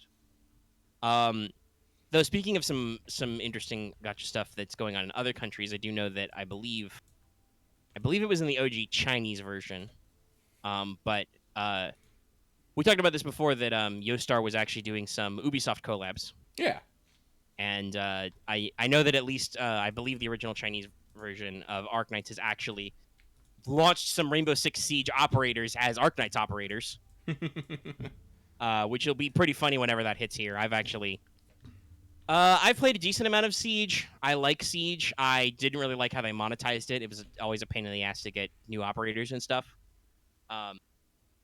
But I've put a decent amount of time in it. It's a pretty fun game, even if I'm not super high speed low drag enough to be really good at it. But I'll definitely be interested in seeing that stuff when it hits over here. Well, I'm talking about the plates. It's like, no, I've seen art. Sometimes the plates are just like half transparent and you see the fucking nips. It's like yeah, no, I believe I've actually seen some like what you call it, like there's there's some almost naked straight up art in Last Origin. Like the uncensored version of that game is very. It's powerful. It's not quite a porn game. Like it's not like the Time End games, but or at least one of the Time End games. I believe that I know because I know some people in our server play it. I believe the action one on Steam is somewhat safe for work. Yeah, that's what I understand. Or lewds are optional. I don't know. It's on Steam, so it could not be. But anyway, let's see. So then I think the only thing I have one big thing to talk about, Lucky. All right, so I'm do listening. you have any other stuff you want to hit up? Nah, really, no. Okay. All right. Well then I got a couple of small minor things I'll move on before I talk about my big thing. Big brain. One I want to. This is just a thing that percolated to me lately. I do a lot of well, I want to say a lot, but I definitely do a frequent amount of Yu-Gi-Oh shit posts on my Twitter now. Yes. And rambling. I want to share, just in case people haven't seen it, and I maybe want to see if Lucky has seen this one, a particular image I have made today based on some things coming out of Japan. Oh, is that the one with the new version of the card that is definitely more horny on main? Yes. Yeah, no, I saw it. How it started versus how it's going. Yeah. I posted it for patrons. Yeah, no, I think you did it like for like two of them, and there's just yeah, they are definitely thinner, hotter, and showing a lot more cleavage. I'm just like, yeah, no, that tracks. Yeah. Sex sells, y'all. So this one is you can see by the slightly different card design. This is technically for a side game, where this is part of a deliberate retro revamp they do because they're doing new stuff. So it's a little bit different. The other one is just they're releasing new support for a monster archetype in the core game, and they've shown off art for the new monster, and I'm like, okay, so this is what the art comparison is. This is what your previous most bossiest monster of this group of cards looked like. This particular set, who all share this name. This is what their new one they're advertising look like. I think in the past 5 years, our design goals have changed a little bit. Because the new Lyralusk monster, it has way bigger tits and is way more anime girl. So, and I joke that it keeps me up at night. It doesn't really, but I was the middle of the night because I was waiting on my video to finish processing that I did post that one. Yeah. So follow me on Twitter for more. I wanted to see if Lucky had seen that because I know he doesn't know anything about Yu-Gi-Oh, but sometimes the memes are just easy. Yeah, no, I got it. Like I saw what you meant. I was like, But also, like, it doesn't necessarily bother me that much. Heck, we are in the fucking cute anime girl time. Yeah. That's the best way to... And I know there's some people who rail against it, and to be fair, though, Yu-Gi-Oh's always had wildly different artworks, and has always had anime girls. Hi, Dark Magician Girl. They won't let you have cleavage, I know. It's horrible. But, yeah, you can definitely see, like, some of the weird things. And Rush Duel's the side set this particular meme I just posted for patrons is from. Rush Duel's artwork is a lot more cleaner and modern cut, very more deliberately anime-esque. Well, obviously all of it's drawn by Japanese artists, I presume anyway. I mean, I suppose they have TCG original cards. They might have some Western artists who do Yu-Gi-Oh art. I don't know. Yu-Gi-Oh doesn't publish who does the art on the cards, unlike Magic. At least used to. I don't know if Magic still does. Do they still do that? I don't People know. at home? Help a brother out. But Rush is definitely going for a modern, cleaner cut, more anime-esque looking art style. Like, a lot of their cards look like Dion Kato, the Prison Master here.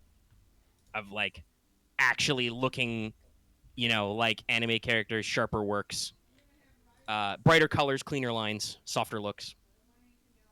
Because there are some esoteric-ass, weird occult Yu-Gi-Oh cards, especially in old cards. But this is one of those things, especially because I'm not really an artist myself, but I know plenty of them. I follow plenty of them on Twitter, and I do like to watch various videos about analyzing stuff, whether it's pure fine arts, visual arts, whatever, talking about historical styles. I did a couple semesters of humanities. It's always interesting to me to see how our like design goals and our intents change. I don't want to bore Lucky too much with this conversation, but Rush Duels is a very interesting concept because they started as a side format to the game, right? It has simplified rules, it has cleaner cut text, it has, like I said, cleaner card look, more modern, more simple.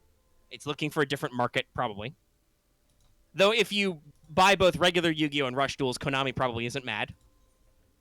You know how it works. But they started Rush Duels by starting a new anime series about that alternate game type, because they switched studios who are making the Yu-Gi-Oh anime, right? Yeah. Yeah, Sevens. So Sevens also has a similar, like, brighter color scheme, cleaner character designs. All the characters look pretty young. Axar, brought this up. The aged up version of Dion Keto first showed up, or aged down, I should say, first showed up with a character who is, I guess they're kind of going for a Lollibaba type. Like, she looks like a kid, but she's like a nearly 40-year-old woman. Yeah, but she has huge nostalgia from when she used to be a party girl, when she was in, like, her late teens, early 20s, right? All right. Which is where some of the fact that, like, wow, you guys took classic Yu-Gi-Oh monsters and, like, party girled them up. Well, it's a deliberate theme with this character thing. There's actually a decent amount of depth on the writing of Seven. But this is one of those things that gets me like, okay, who's this marketed for? Because on the one hand, like, obviously most of the game is supposed to be simpler, cleaner. It's deliberately about a kid who makes a new format of the game because he thinks that people are too serious business about playing a children's card game for adults, for children, So he makes a simple version and gets it, like, made into a real format for plot.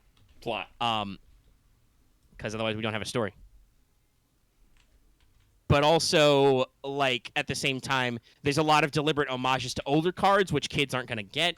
And then there's stuff, like I said, like, this is a promo card, Diankato the Prison Master. I'm like, okay, I guess is our marketing horny teenagers then, I guess?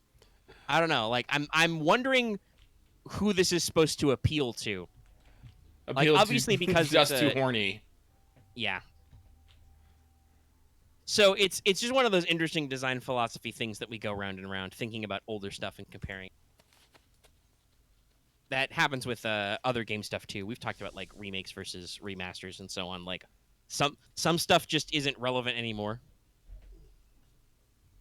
I don't think modern Yu-Gi-Oh is actually that horny.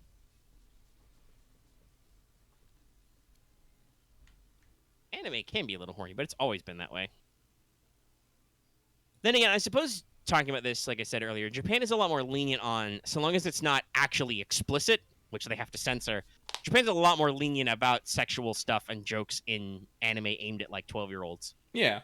When was the last time y'all watched Naruto? Like, old-ass Naruto. That was a joke. Naruto turned into a naked chick. He was, like, 12. It's weird, guys. It's weird. Dated Razahan. Where's a dated It's weird, guys. It is weird. But yeah, no. But yeah, so that was just a little something I wanted to throw out there.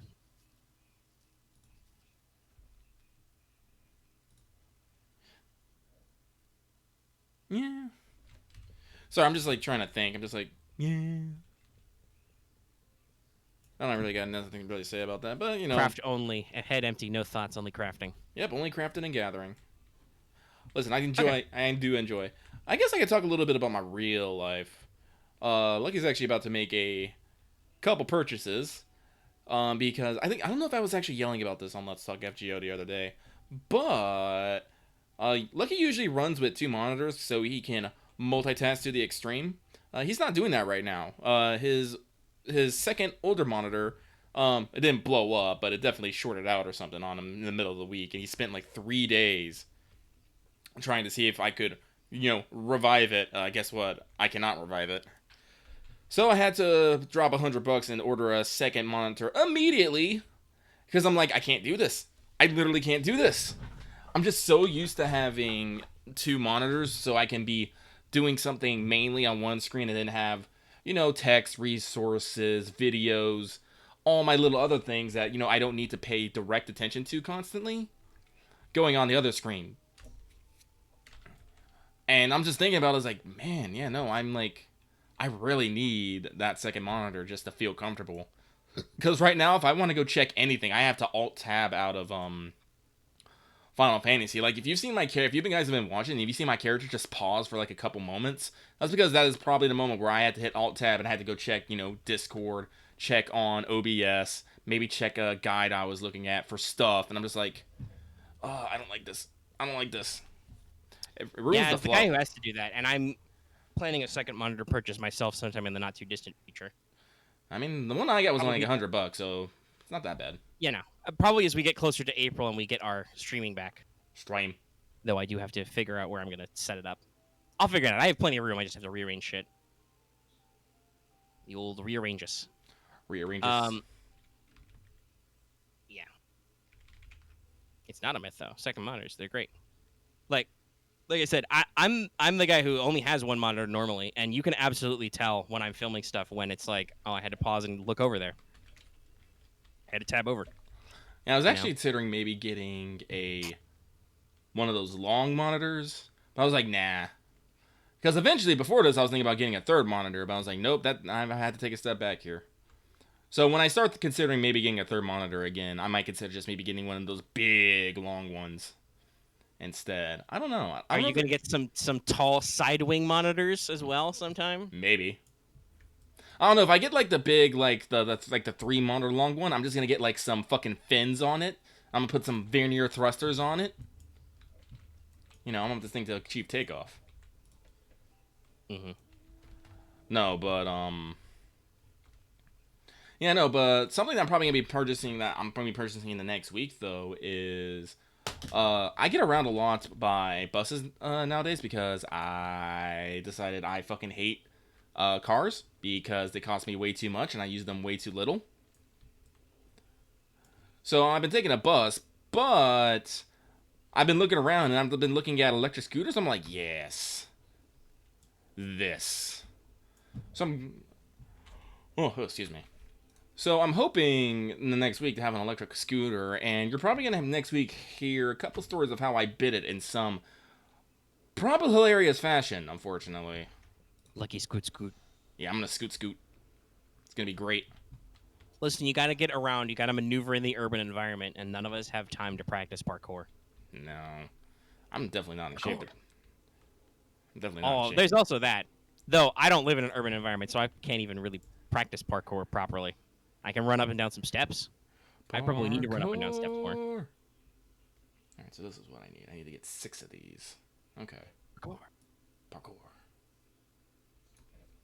You know, it's funny. I remembered something else talking about my binging from last week. Because I mentioned it since we mentioned parkour, which was a Jim Butcher joke. In a different series, I did actually, in 1 week, reread all of Codex Alera.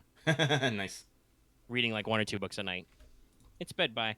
Also, I'll be real.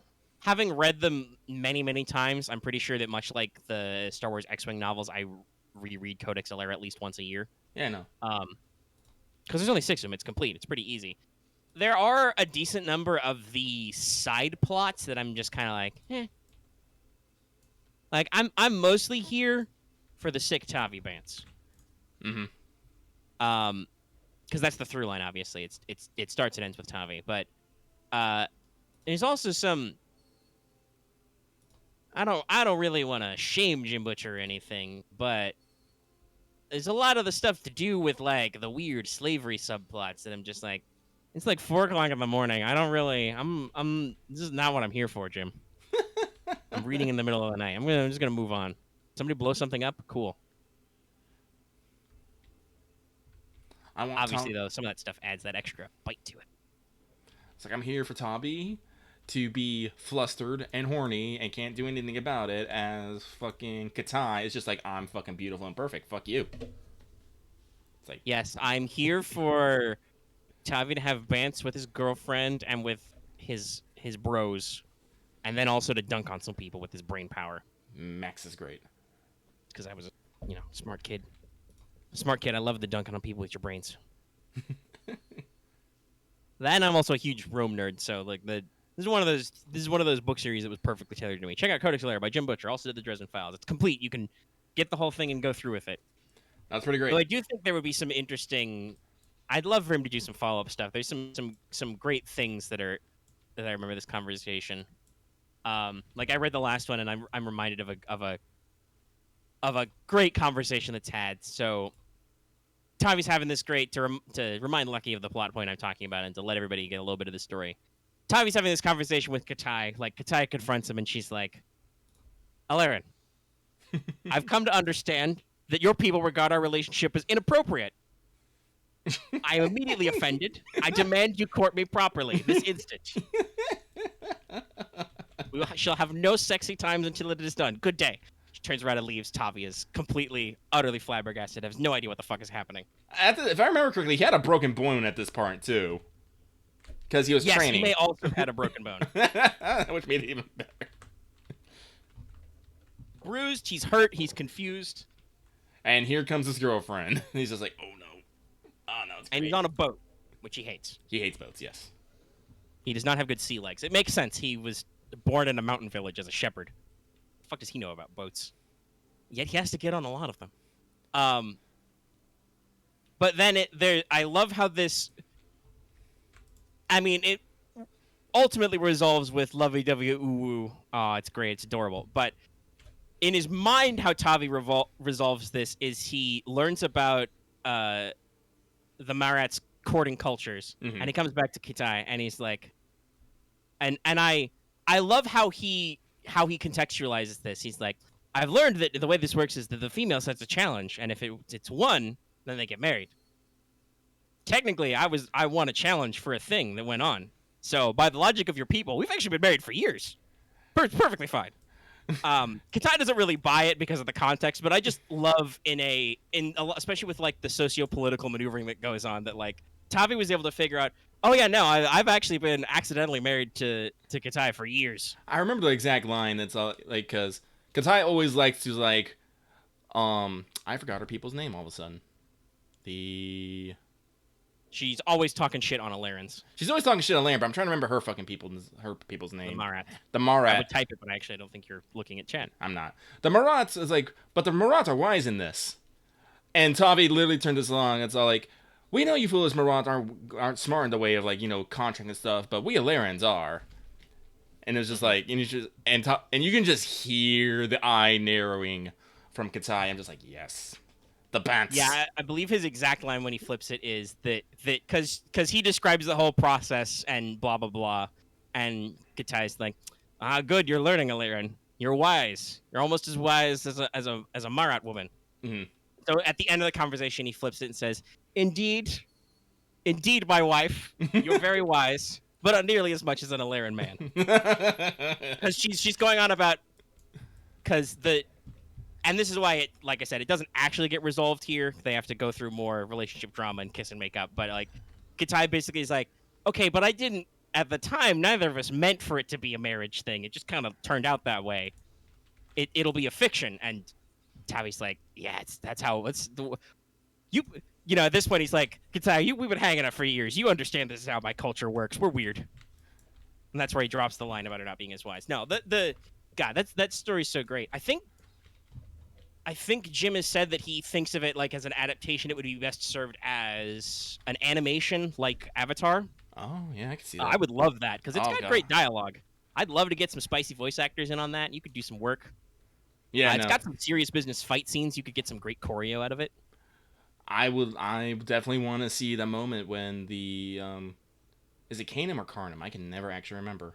It is actually Kanem. We had this discussion because you've only ever listened to the audiobooks for the most part. Yeah, and the audiobooks say Karnam, but yeah, he's got a very strong accent, so the A is like an R sound. Karnam. But yeah, no, the scene of Tavi holding the flag, getting blasted by lightning, and just being all like, fuck you. I'm like, yeah, I want to see that animated. Yeah, he's like, did I just get struck by lightning? Wait, I'm alive. Kill him. I gotta stand up. Fight. Kill him. Oh, God. Yeah, no, it's a great. Well, honestly, I think Jim says that because he thinks about the fucking final fight with the Vord Queen. It's like, no, that's fucking anime. That is literally fucking anime. Yeah, no. Also, it's interesting. Jim's talked about this a few times. Jim Butcher, author of Codex Alera and Dresden Files, and also his steampunk series, which I assume he's hopefully back to writing. I really would after he split the Peace Talks and Battlegrounds into 2 books, which is why it took forever. I hope he maybe went back to that because it's been fucking forever since he wrote Aeronauts Windless. It was good. It's a good book. You should check that out too. Yeah, I need to reread that one as well. But it's always interesting to see and to hear Jim talk about it because I've listened to interviews and read like postscripts and stuff. He's pretty open about this. Other than that, he wrote Codex Alera as a dare. Yep. Because he was at a convention, I think, or maybe a panel, and somebody was like, "You can't write a story about anything. You can't mesh any concept together." And Jim was like, "I'll take that bet. Give me a concept." And somebody said, Pokemon gave and him, yeah. yeah, Pokemon and the Lost Roman Legion. And it drifted a little bit from some of those concepts, but still, that's the core of where Codex Alera came from, and it is kind of that though. Yeah, spirits are One of very the Pokemon. one of the major Furies is even called Rill, as in Meryl. It's a water Fury, a water spirit. So yeah, no, you can see the references. But the other thing is, he always talked about how when he was a kid, he used to watch a lot of Sword and Sandal and Sword and Sorcery type movies. Mm-hmm. Like he watched a lot of like Roman movies and other just generic fantasy stuff, and he really wanted to like leave his mark on that genre, and that's kind of where Codex Alera comes from. But also, Jim's always said, I think that while obviously he understands anime and stuff because Memes. God, Dresden Files is so referential. I don't know how he keeps up with the times. Does he just hang out on the internet when he's writing, get new references? Probably research. Yeah, he's a huge dork. He probably does that. And to be fair, we've talked about this before. Harry Dresden is also a nerd. It's just his nerdiness is at a very fixed point in time. Yeah, it is. But Jim has always said that he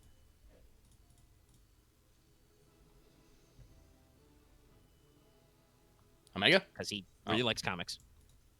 And then when talking about Codex Alera I was in an interview or was in a Reddit AMA, he talked about how if he were to adapt it, because Dresden. Oh, did I cut out for you? Yeah, a bit, but you can keep going. Oh, I may have cut out. My Discord's being weird. Hold on. Oh no. Hold on, internet at home.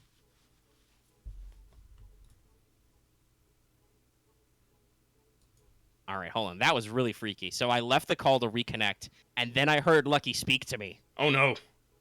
That was weird. They are fun as comics acts. I don't know if people heard me. They have comic adaptations a lot. Both of the novels and of several original stories. I mentioned that earlier. But okay, if our audio's back, I was going to say, let's talk about the comics thing that's in the final audio edit. Hopefully people got my point. But the other thing was, I believe it was at a Reddit AMA that Jim said that when talking about adaptations, right? The Dresden Files has a TV series, actually. One season. It's not super good. Ooh. They did some original stuff. They tried to adapt some of the book stories. And they unfortunately futzed with some of the things. Yeah. Some of which is practical casting, like the guy playing Harry's not super duper tall, but that's, harder. But they couldn't even make Murph a short blonde woman. No, didn't they make her... She was about Harry's height in shoes, and she was brunette. Yeah. They also made Old Mai a dragon. That was weird.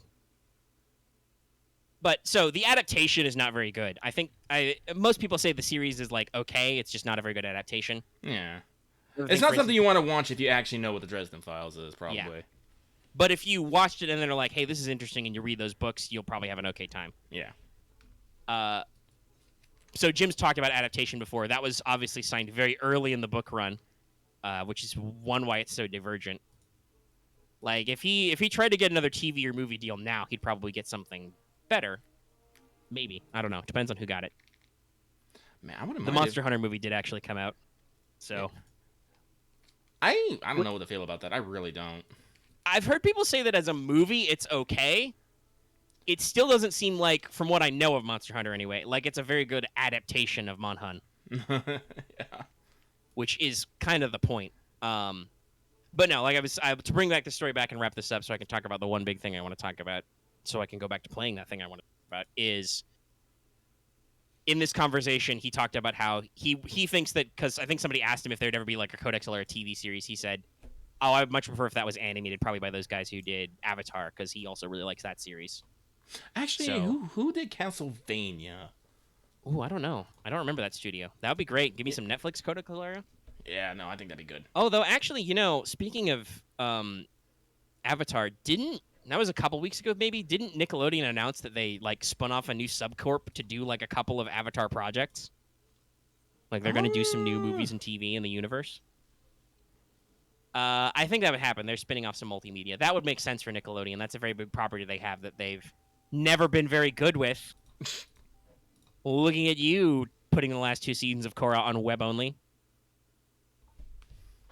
also. I'll fight anybody. Korra was good. No, I liked I think Korra. they made some missteps in those. In the first couple of seasons, they did do some storytelling missteps, I think so too. but I think ultimately it comes together really well, and it tells a very different type of story than the first Avatar, but it does it really, really well. Like I've always talked about this, the like last big like plot moments in the final season are like really, really good on like a philosophical beats level. Hmm. But yeah, so moving on from that, Moving on. moving on from motivating Lucky to once again binge all of Codex Alera at work. I might. I can. My work's great. As long as I'm making my numbers, they don't care if I'm watching fucking anime, watching YouTube, like all that stuff. That's why I super appreciate them. Yeah. But since I've fully beaten Control, I've finally now able to play a new game that I got. Waiting for Persona 5 S. Scramble.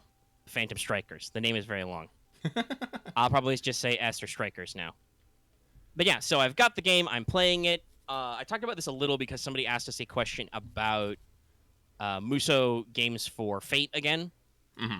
And I talked a little bit about my opinions on it then, so you might want to double check to that. But this has been a very interesting one to start up and just get into, right?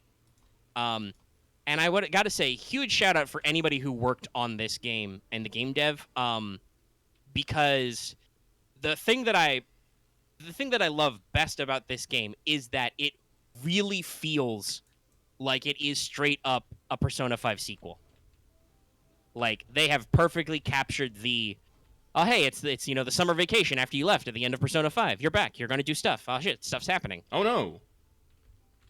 And like your friends are all there, you're doing stuff when you talk with your core friends, like Anna and Ryuji are third years now. Makoto and Haru in their first year of college. Makoto can drive now, so now she takes over the driving duties. Because you do road trip in it. It's perfect. You roll back up to LeBlanc for the summer vacation, and Sojiro's like, yeah, you can stay in your old room. I don't care. I'm cool. You still got your key? Cool. Yeah, you do. Well, yeah, actually, in one of the early scenes, he's like, I see you guys are going to stay up late. Great. You still know how to lock up, right? All right, cool. I'm going home. I stay up too late. Bye. He just slides right back into cool old dude mode. He scores you a camper so you can go on your road trip to fix hearts all across the nation. Nice. But it really feels like it. Like they've got all the old music beats, and for a game where the core gameplay is warrior style, it's by Koei Tecmo. It still has a lot of the Persona style beats. You go out and wander around and talk to people. You solve the stuff. You pop into shops. You can choose to hang out with your friends. You don't have individual confidants or social links, but you do have a bond mechanic based on how much you hang out with people, right? Okay. Which you can use to spend on getting special talents and powers and things. So, like, the feeling is all there. It's all great. It's really good. It also has some great original music. I linked this before when I was like, people are not ready, but just listen to these beats. This is the generic. When you go to the Metaverse soundtrack, they have a generic one now. Mm-hmm. They do have individual. They're not palaces this time; they're jails. They have individual jail themes, but now Persona 5 basically has its own version of TV backside of the TV, and I'm like, man, this is great. Just you hear that sick guitars. Oh, it's good. It keeps the musical flair right. But no, the writing is the writing and characterization is so on point. It's just great. Like I got those great feelings when you deliver that first calling card, Lucky, and you go to the metaverse and that electric guitar line starts. You just start tapping. Oh, it's great. Yeah. Damn, it's really good. Yeah, no, I was actually gameplay. Good. Oh no, sorry. It's like I will say, like, I've been a little bit on the fence about Strikers because games that fall up to other games that has like spin-offs, especially when they go that warrior styles, they can go almost in any direction. And I would like to probably say, like, there's probably been more Muso game failings than there have been wild successes. Yeah, I know a lot of people when they announced P5S were like, "Oh shit, it's actually made by Koei Tecmo. That might be bad." Yeah. Uh, so actual like core gameplay, when you go to the metaverse and you beat up shadows, they've actually done a lot to keep it very Persona-esque. You still have elemental weaknesses and strengths. Okay. Um, you get to do like all out attacks when you hit elemental weaknesses, or you can do one mores and kind of jump around. You've got baton pass, like other characters will jump in and be like, "Hey, I could jump in and do a thing now." You can pass to them. It has your usual Muso game type stuff. Like there's the super attack, showtime. You blow up the whole field, everybody dies. It's great. Um, you can kind of move around, but there's a lot of mobility in the metaverse. You can like jump on top of cars and dash on top of like light poles, and you can turn these into environmental attacks, but also you can use them as vantage points, so you can ambush mobs of shadows, which stuns them for a little bit. Mm. Um, there's things like spotlights you got to avoid and traps and stuff. So they keep it very much to a lot of the exploration-y themes, and in true like Atlas game, Persona game fashion, it's not necessarily easy. Like I've gotten my ass kicked a few times, because it's got that early game jump up. Lucky you're Mm. poor, you can't buy anything, Yeah. and you don't unlock the ability to like freely travel around for a while. So the only way to grind is to just be playing through the story. So like I've started to get my legs under me now and kind of figure out systems and stuff and get good at dodging. Mm. But I definitely just got bodied in a couple of fights and had to be like, okay, well, let's turn around for a second, maybe rejigger my personas, think about this tactically. So it's not just an open ended beat 'em up, right? Yeah. Like you do body bajillions of shadows. There's the tutorial scene is that they do kind of, it's not as far of a flash forward, but they do kind of the thing that Persona 5 did in the start, where you flash forward to a later scene where Joker just solos a whole shitload of shadows on his own as the tutorial. Mm. Yeah, you do beat up a lot of guys, but also I don't think I've seen anybody comment on like because they're not random encounters, but they're Persona dungeon style. Like you see shadows wander around in the overworld, and if you engage with them, then they explode into like 50 dudes, right? Oh, jeez. Okay. So yeah, you don't just like body hundreds of guys at a time that spawn out of nowhere. Like you know where encounters are, and you can strategically plan them. Like you can, like I said, choose to ambush shadows, stuff like that. You can completely avoid combat by traversing. It's very, very heavy into the RPG aspects. It's really interesting to see. Like it's got all the same, like you get accessories, you get your weapons and stuff. Mm. Shout out to the game devs. They really put a lot of Persona 5 flavor into this game, and it's really it's really good. Um, I also want to throw out a shout out to I haven't looked it up yet, but whoever does Sophia, one of your new party members, voice acting in English, she's great. Uh, Sophia is humanity's companion. That's what she says every time you ask.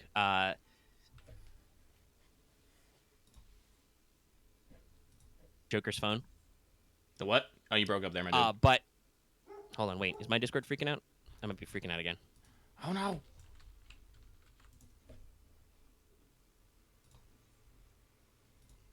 Hold on, let me disconnect. Let me get back in. Okay. The people at home heard my audio, but I noticed that my Discord lights weren't behaving normally. I mentioned, yeah. Sophie is your AI on your phone, but her English voice actress, she delivers her lines like she's Siri so well. Like she has the perfect diction on this. Like Oh, you go really? through the whole thing, right? You meet her for the first time, you come back, you call everybody to the hideout. Joker slams his phone down on the table. And you were in the metaverse, so you were introduced as Joker. So you give her your real name, and she's like, "Okay, I'll remember that." Like, just pitch perfect delivery. And she has a lot of the same lines. It's great. Uh, Everybody's voice acting is pretty on point. It does sound like some of the characters sound a little different, not just in like their tone, but a little bit in their diction. Mm. I don't know if that's just because it's been a couple of years, or the fact that probably a lot of this dialogue was recorded at home because of Maybe. COVID. COVID. So people sound a little bit different, but it's not a big deal. For the most part, everybody's dialogue is the same. You got the good back and forths. Ooh, excuse me. Futaba's out there being a gremlin. They do at least throw in one. Morgana's like, man, you must have had a long day. Let's go to bed. You know, they know what they're about. The writing is very on point. So I'm having a lot of fun. I've already beaten the first jail, and I'm about to send the calling card on the second, which is why, like I said, I didn't want to just play it casually today. Um, I I think they're doing some interesting things with the themes. So we've talked about this before. Persona 5 obviously has a lot of theme of like corruption and authority figures. Yeah. Um, whereas the monarchs you fight, you contest in Scramble, definitely seem to be. I think the watchword this time is trauma. Oh. Like they haven't nailed anything down, but I'm far enough along that you're starting to see themes. It seems like the general run is like the new zones are called jails, right? Oh, okay, I get it. I get it. So we're literally going with the opposite. Instead of the height of their hubris, they're going with the height of their pain, and it's trapping them. Yeah, basically this is more about like the cycle of abuse kind of things. Yeah, Like I get it. most of these people aren't fundamentally bad, but stuff has happened to them to make them arguably as messed up as some of the people you fight in base P5. Yeah. But there's a lot more like catharsis and like trying to reach people going on, right? Right. And I'm gonna guess that because they've done it with two. So the first monarch you fight, and again, you meet this character right away, so I don't think it's a spoiler. The first monarch you fight. Sorry, Axe is like freaking out, moving around everywhere because he probably can't hear me, and it's really flipping my shit. Hold on, is he done yet? Axe, are you done? Can you hear me? Can you stop moving? You're freaking me out. Okay, all right. So the first opponent you meet is called Alice, and she is a fashion designer and fashion model and idol. And Anne even mentions that she kind of looked up to her. So like they have this whole big catharsis with those two characters together. Um, Lucky, you'll love this one. The second person you meet when you go to Sendai, he is a young debut light novel author. Hey! Lucky, can you guess what genre of light novel he's written? Isekai? Yes. It's Yeah. a very cliche, generic isekai. But he's a young artist, so he's got a lot of parallels with Yusuke, and I assume this is going to be the theme we're going to ride out through the entire game. Okay. Yeah, I'm gonna have to get this game actually. I don't know No, if I'll get. it's really rad. I don't know if I'm gonna get it. Oh, should I? What system did you get it for? I got it for PS4 because I'm playing it on my PS5. I'm gonna I do would that. assume the game plays fine on Switch. I will say I don't think it's a big deal, but because I have my old Persona 5 data on my PS5, I unlocked some extra music. You can set it to randomize the battle music between their battle music and then normal P5 and royal music. Okay. Okay. I do love save game bonuses. Yeah. So I've got mine set to random, so sometimes I get like takeover, sometimes I get, never see it coming, and then other times you get the other version. Like it's good. New and old music is really good. I've technically, I suppose, spoiled myself because I've seen when I clicked on that Welcome to the Jail before, I saw that somebody had posted that there's a version of Rivers in the Desert Ooh. in this game. Ooh. So I'm like, oh, that's gonna be great whenever we hit that one. No spoilers, guys. But yeah, so um, like these characters don't have their own individual treasures, right? They're collecting other people's desires that you have to steal back. There's a lot more. I think this does a really good job of advancing the technology of cognitive science and the world building. Mm-hmm. Like, yeah, the MetaNav app is gone, but then like I don't know the information, but it's again, this is a thing you find out very early on, so I don't think it's a spoiler, but everybody's got this new virtual assistant app called Emma. Oh, hang on 1 second. Oh, Lucky's got a phone call. He's getting sucked into the metaverse right now. I'll come back to that with Lucky. But overall, just this game's really great, guys. I love it a lot. Writing, music tone, really good. The gameplay's pretty solid. Like I said, a little tough, but I'm getting used to it. Got to learn all your combos. The only thing I think I'll say so far is that there's a lot of characters. I don't know. Like, every character obviously has their own slightly different movesets, and you can switch pretty freely. I don't if I've really gotten a feel for like how all the characters are unique, so sometimes they don't feel unique. Like everybody has their own specials, obviously, and your allies all have their own elemental affinities.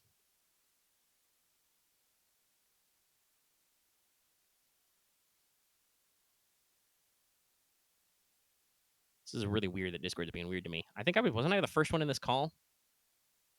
Shouldn't have it auto pivoted to me.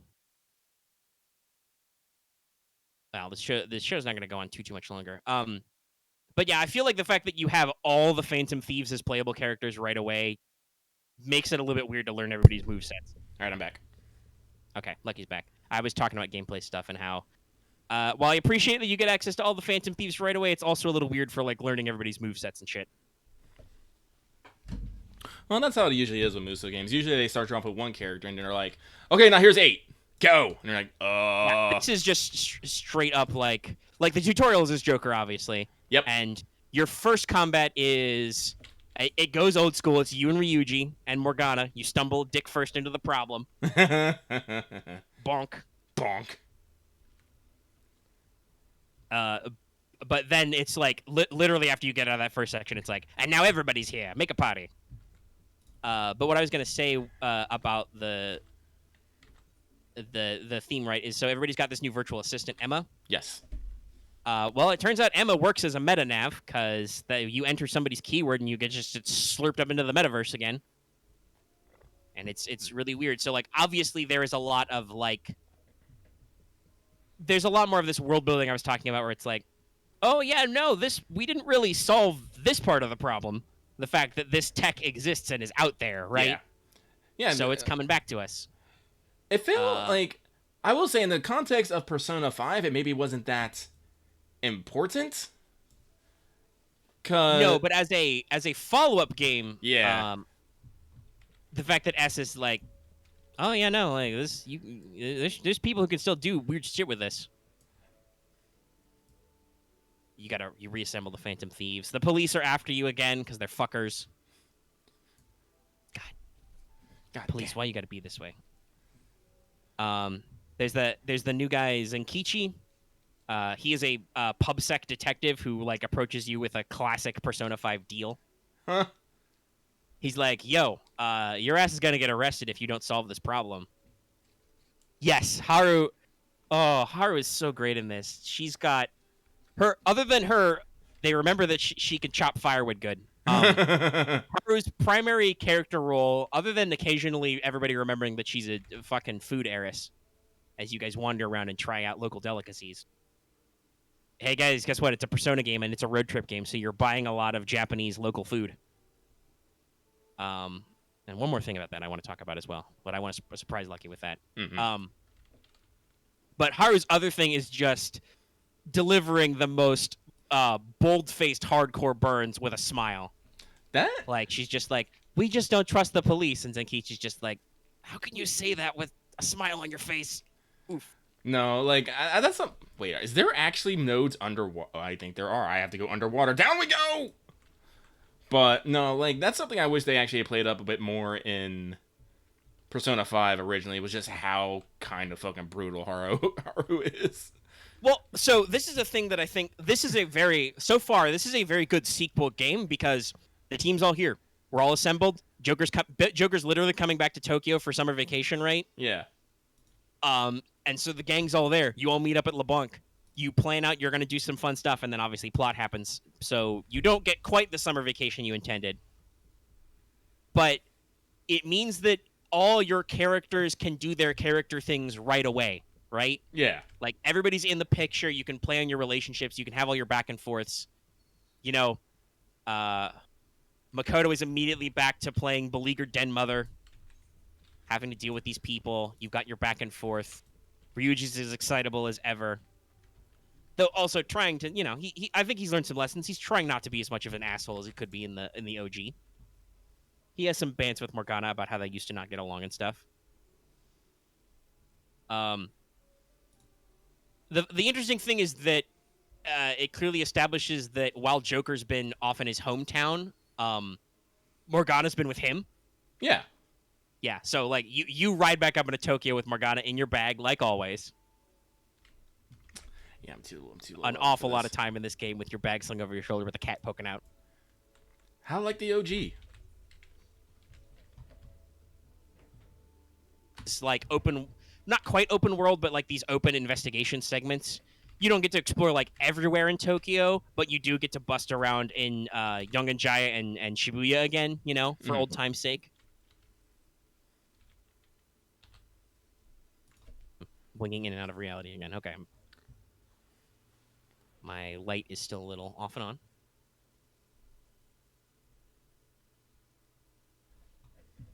See if my... Okay, my light's back to being normal. Okay. Everybody hear me okay? All right. Luckily, I can just pause and wait for Discord to get its act together, and that'll all get edited out in post. I just have to hope I didn't accidentally miss anything Lucky said. No. I've been mostly listening. Mm-hmm. Like I said, because, like I said, I haven't really heard any like Strikers news. I've heard a couple people talking about it in channel, but no one's been going ape about it. Yes, I will shout out too. I know a couple of people have been playing the game and really enjoying it, but they have not been animals about it in our Discord at all.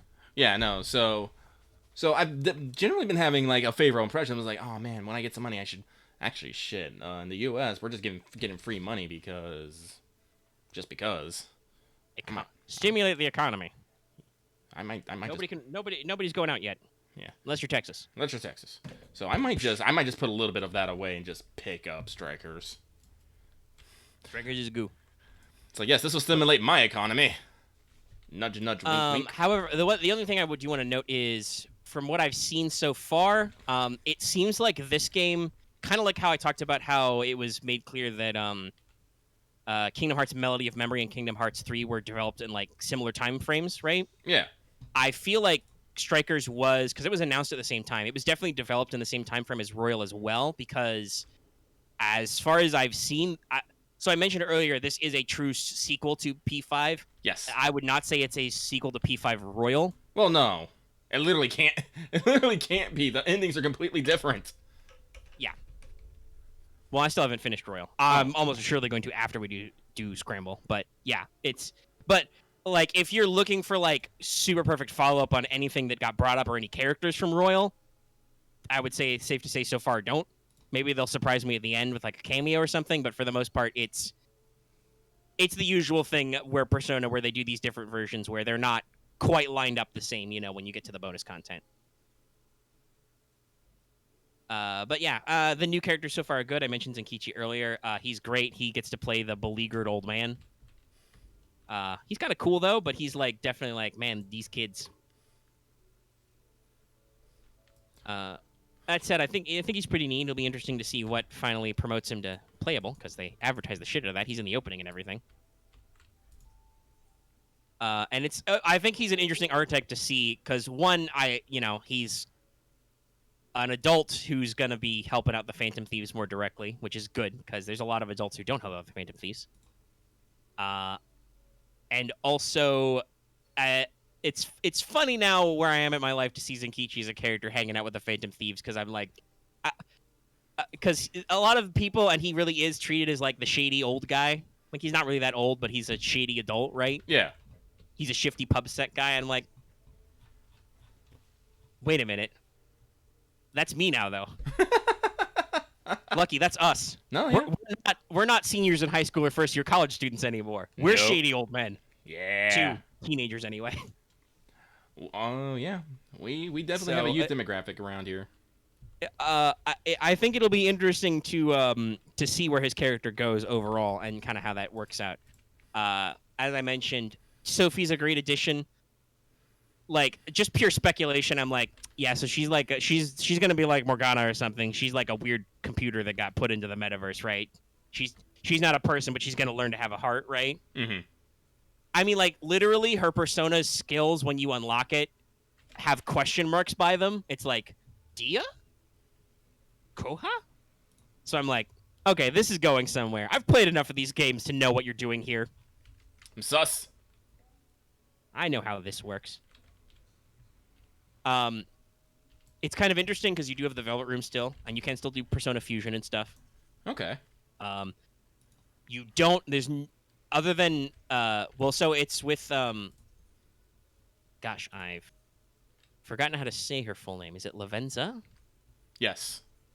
Yeah. So since it's post P5, it's all just Lavenza hanging out, doing stuff,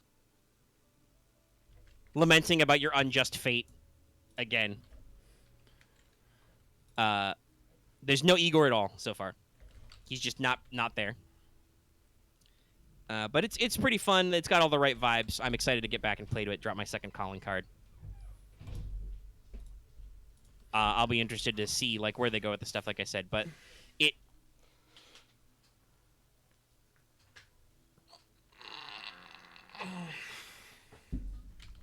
Score. Okay. Discord Lucky keeps doing sighing this. just fine, but my Discord was not lighting up for me. I don't know if I was projecting. You cut out at the end there, but That's okay. I caught it. It's been a weird night. I think we're not gonna go too much longer. How long's the show been going for? It's a little short. It's only just over 2 hours, but we're running out of stuff. I'll wrap up. One, I will post one of my favorite mechanics of the game. You may need to tab over to Discord for this, Lucky. I'm tabbing. Oh, what is this? So, on your road trip, Joker can cook. He retains his cooking skills. You start with the ability to make LeBlanc coffee and LeBlanc curry, but also you can steal recipes by ordering food other places, and Joker learned how to cook them on the road trip. And this is the menu for it. Joker's Kitchen. Oh, that's great. Yeah. I love it. No, it's great. Also, because you're road tripping, they come up with a new mechanic for how you buy items. Sophie just orders it online for you. Yeah, that sounds she about right. finds a marketplace and orders it for you, like Amazon. Gets it next, immediate delivery. It's pretty funny. Do it with drones. Yeah, basically. I discovered a new recipe. So that's a great mechanic. I'm just like, oh, this is fucking adorable.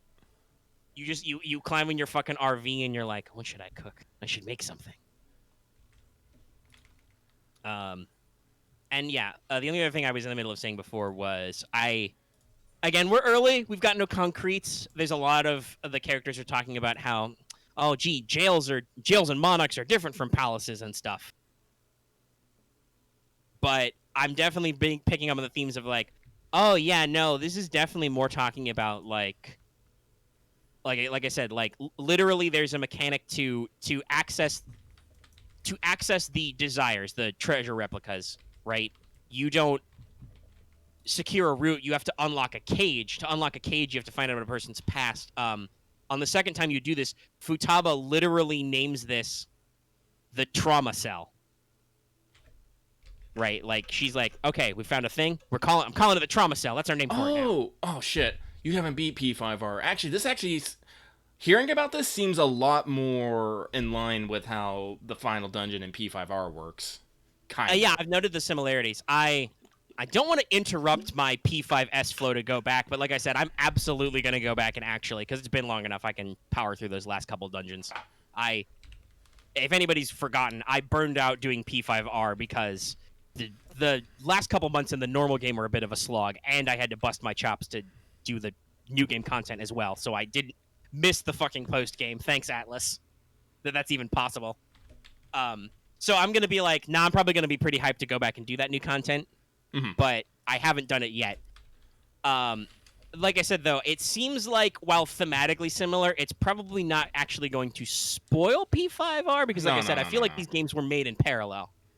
So they play to similar themes, but they're probably not directly connected. That said, if they want to do a DLC with, like, Yoshizawa and stuff in here, I'd play it.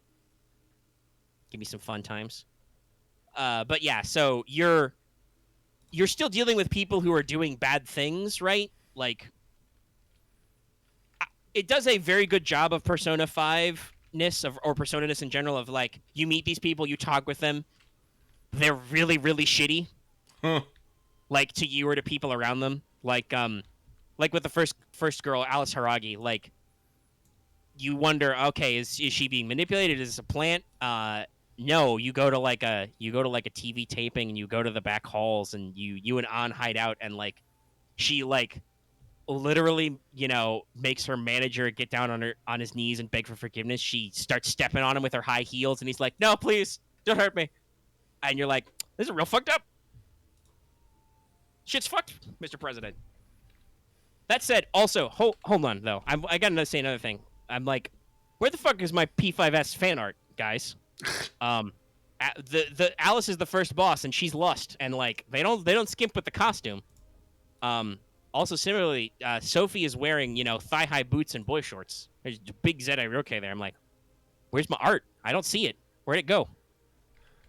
People are slipping. Maybe, people are slipping. Maybe if it percolates more in the West, but like I'm like, damn, there's still some grade A Persona designs in this, which are going to be pretty interesting. And I'm excited to see where they go with like future, because the jails are more open than palaces, right? Yeah. So because they're modeled on specific locations, so you go to basically like Shadow Shibuya and Shadow Sendai so far, but also they have actual like constructed buildings that you explore as well and get into these characters like mindsets and stuff. Mm-hmm. But like the first one is her name's Alice. Guess what? It's based on Wonderland. And the second one is, like I said, his jail is basically the world of his generic isekai novel where I became the demon overlord. That said, I don't know if it was a translation thing or if the writers actually did it. I feel like the light novel title is slack, and it's just called Prince of Nightmares. Oh, no. It should definitely be like, I was transported to another world and became the Prince of Nightmares. But it's got like these gothic castle aesthetics, right? So I'm very interested to see where they go with some of these things. Like the design is on point. It's real fun. You definitely, because I know, you did your stats and review, right? P5R was still one of your top 3 PS4 games of last year, right? Yeah. Yeah. So like I know you at some point, Lucky, you want to experience this game. Oh yeah, no. I'll put it on my wish list now. As soon as my stimulus comes in, I'll probably put that right next to the electric scooter and helmet. I'm gonna need a helmet. I'm not dumb. Always wear a helmet. I never scooted. If you're wondering what youthful mobility Omega did, I was a rollerblade kid. Oh no, I say I'm gonna need a helmet because this electric scooter can go up to fucking 25 miles per hour. Oh no, that's even worse. Yeah, you'll need a helmet anyway. Yeah. Yeah, no. I mean, like I said, they went all out with the design. I'm like, how have I not seen porn of this? I think Talk about Alice's Shadow. Like, I'm actually, like, now I think about it, I think Hughes and Hughes has been working on Blue Archive stuff. I'm pretty sure, and because Hughes usually goes with whatever pop culture thing is in. Yeah. Cute Sector Robots usually just does literally whatever. Mm-hmm. Bakdo, what has Bakdo been up to? I don't know. Well, I know that Hughes definitely had it. He was bad for Yoshizawa when P5R came out. Yeah. He was in there. Though I also want to say it is very funny. While Sophia obviously has her own unique design and stuff, and her Phantom Thief getup is adorable. She's almost like Eva from WALL-E. Like she pulls her hood up over her face and has like little emoticon expressions. That's cute. When she does her all-out attack, she gets like a serious face, but then when it fades to just the red and black outline, she's got like an anime blush eyes. Oh. It's fucking adorable. I love her. She's great. Too cute. But it's also noted that she is a short, athletic redhead who, in her Phantom Thief mode, has a single ponytail made of hearts, a heart ponytail. But when she's not in her, like when she's on Joker's phone, she has twin tails made of hearts. But I'm like, there's some similar design cues between these two characters going on here. Their archetypes aren't very similar, but it's interesting. I should also look up what her persona is supposed to be.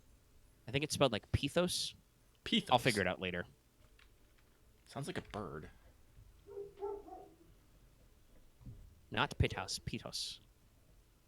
I don't want to just look up Sophia persona because I'm about to say, I'm going to guess she probably has, because everybody starts with their basic forms again, so I'm going to guess that you probably get your evolved form maybe later. I'm almost sure that Sophie's going to go through an evolution, like I said, because I'm not even sure she actually has a persona. Like, she may just have robot laser functions.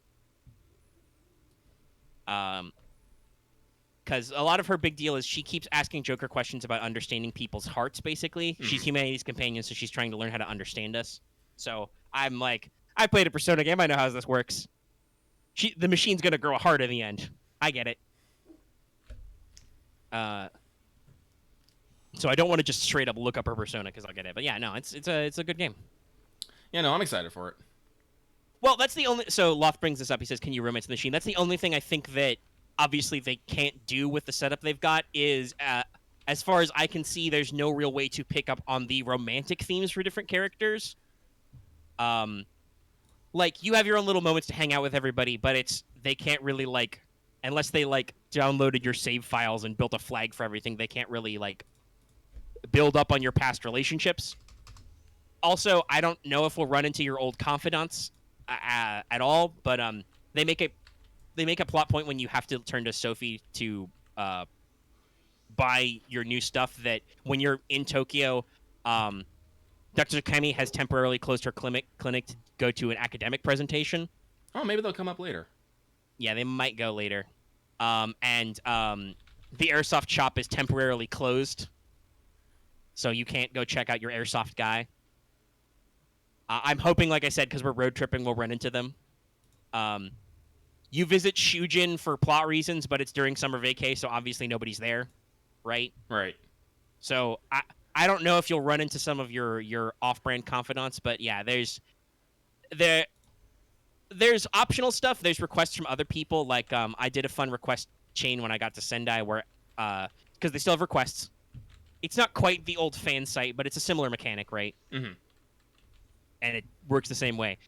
Find an item in the overworld or go to the metaverse and beat up enemies, possibly in a specific way. Like I've gotten a couple of quests that are like defeat 3 enemies by hitting them with their weakness. Cool, got it. Stuff like that. Though I do like this mechanic. There's one of them asks me to challenge. I got to fight the Alice boss again, like as a later date for a request, and I'm like, whoa, neat, cool. You can replay boss battles. Oh, that's fun. So I'm like, that's a cool mechanic they added. But On leaves one which is like, hey, buy me all the local sweets. Okay. That sounds like an odd thing. It is. It's true. You get it to her, and then you get a second request from Morgana because he's like, seeing Lady on smile, it's great.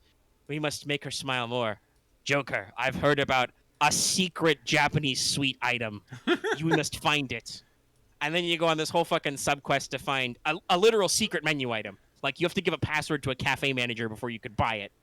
That's great. And all of this gets you bond points to raise your bond level so you can unlock these new abilities, which are like, give your whole party more HP, give your whole party more SP, increase damage, stuff like that. Increase your amount of looting, get discounts from Sophia's store. You can increase your lockpicking level because chests in the overworld might be locked and have different levels of lock, so you might need to either relax the security level or get better at lockpicking to unlock them. Stuff like that. Got a lot of little systems. I assume that by actually getting to the road trip part and the mobile hideout, that I've probably discovered most of the core mechanics in the game. Cooking shop, requests, etc. But we'll see if more stuff comes up. It is Persona. Lavenza is already talking to me about how as we progress the story, we'll be able to unlock even more new powers. So I'm like, okay, I'll be able to do cool stuff with more Personas. Got it.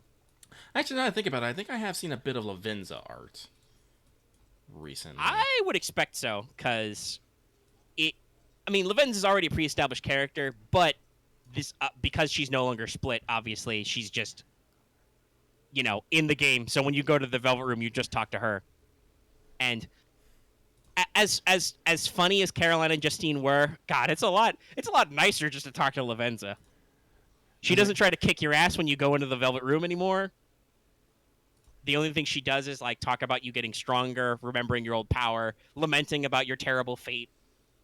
You remember about your fate? It's real terrible. I mean, I do admit some of the dialogue feels like that, where I'm like, okay, Lavenza, I get it. I've got a plot crisis. I've done this before. I literally did this before. You don't have to be like, you must rise to meet it or your world will be destroyed. Yeah, no, I shot God in the face. I'm good. I know what happens. I'll just use quick. God, I wonder if I can unlock Satanael later. I don't know if that'll actually do anything, though. That's the only thing I'll say for Joker is that switching personas is pretty generic. Like it gives you access to the full breadth of abilities, right? Right. And you can switch elements on the fly. But for the most part, other than seeing like a certain persona's model pop up behind you, nothing really interesting happens. Like Joker's Showtime attack, right, where he does the big screen nuke is just Joker jumps up into the air, pulls off his mask, whatever persona you have active shows up and shoots a big elemental bomb that colors the screen a certain color. Yay, you beat them all. Yay. And your basic combo strings aren't really affected by what you've got going on. Oh, the one thing I want to talk about differentiating characters. One thing I do like is they've done a lot of work in making everybody's gun mode feel different. Oh, okay. Like and everybody has way different ammo counts. It Okay. also does the royal thing where it refills between every battle. Thank God. I don't I don't have to leave the metaverse to get my bullets back. But like Joker still got his pistol, so he's got like 12 shots. They're pretty stacked up. Though I unlocked a more advanced move where you can hold down the trigger button to like charge shot, even though it doesn't make any sense. But like Morgana's slingshot now shoots a bunch of projectiles that home on an enemy. Ryuji's got his shotgun, obviously, so he's got a big wide spray. On machine gun does a lot of little damage hits over a big spray area, kind of a stuff. Haru, obviously, with her grenade launcher, has a literal AoE, like it's got a slow rate of fire, but you shoot it and it blows up a big zone of enemies. So like they did a lot to making everybody feel a little bit different. Sophie shoots laser beams. Sure. Like that's her gun. She doesn't pull out a gun. She just shoots beams. I love her already. It's fine. No, it's great. Yeah. Oh, you will, because like I said, she's fucking adorable. Whenever you praise her, she's like, "Praise accepted." Like, it's interesting to see her in the same room as Futaba. They're similar, but also very different characters, right? They're like both quirky smalls, but you can have enough smalls. Yeah, but Futaba's still a gremlin. Yeah, she's the mischievous small. Yes, whereas Sophia is I'm humanity's companion. You need some help with that? She's the I don't want to say helpful, dutiful. Yeah, that sounds good. Like a dude. Not that she's literally your Well, I mean, she's a brand new Phantom Thief, so you can call her Kohai. She has those dutiful Kohai vibes, and like I said, again, pitch perfect acting on talking like she's Siri or Alexa, right? Mm-hmm. Apologies to anybody listening with speakers who accidentally triggered their smart assistants, but like, because she has normal line reads, this is a real human reading these lines, but her delivery of tonation on, like I said, stuff like, do you need some help with that? I'll remember that. It's just pitch perfect. I love it. There's one more thing I wanted to bring up before I think we wrap this up to the end. There's another thing I do like about the mechanics. There is a calendar, right? Right. There's no arbitrary time slots, though. Really?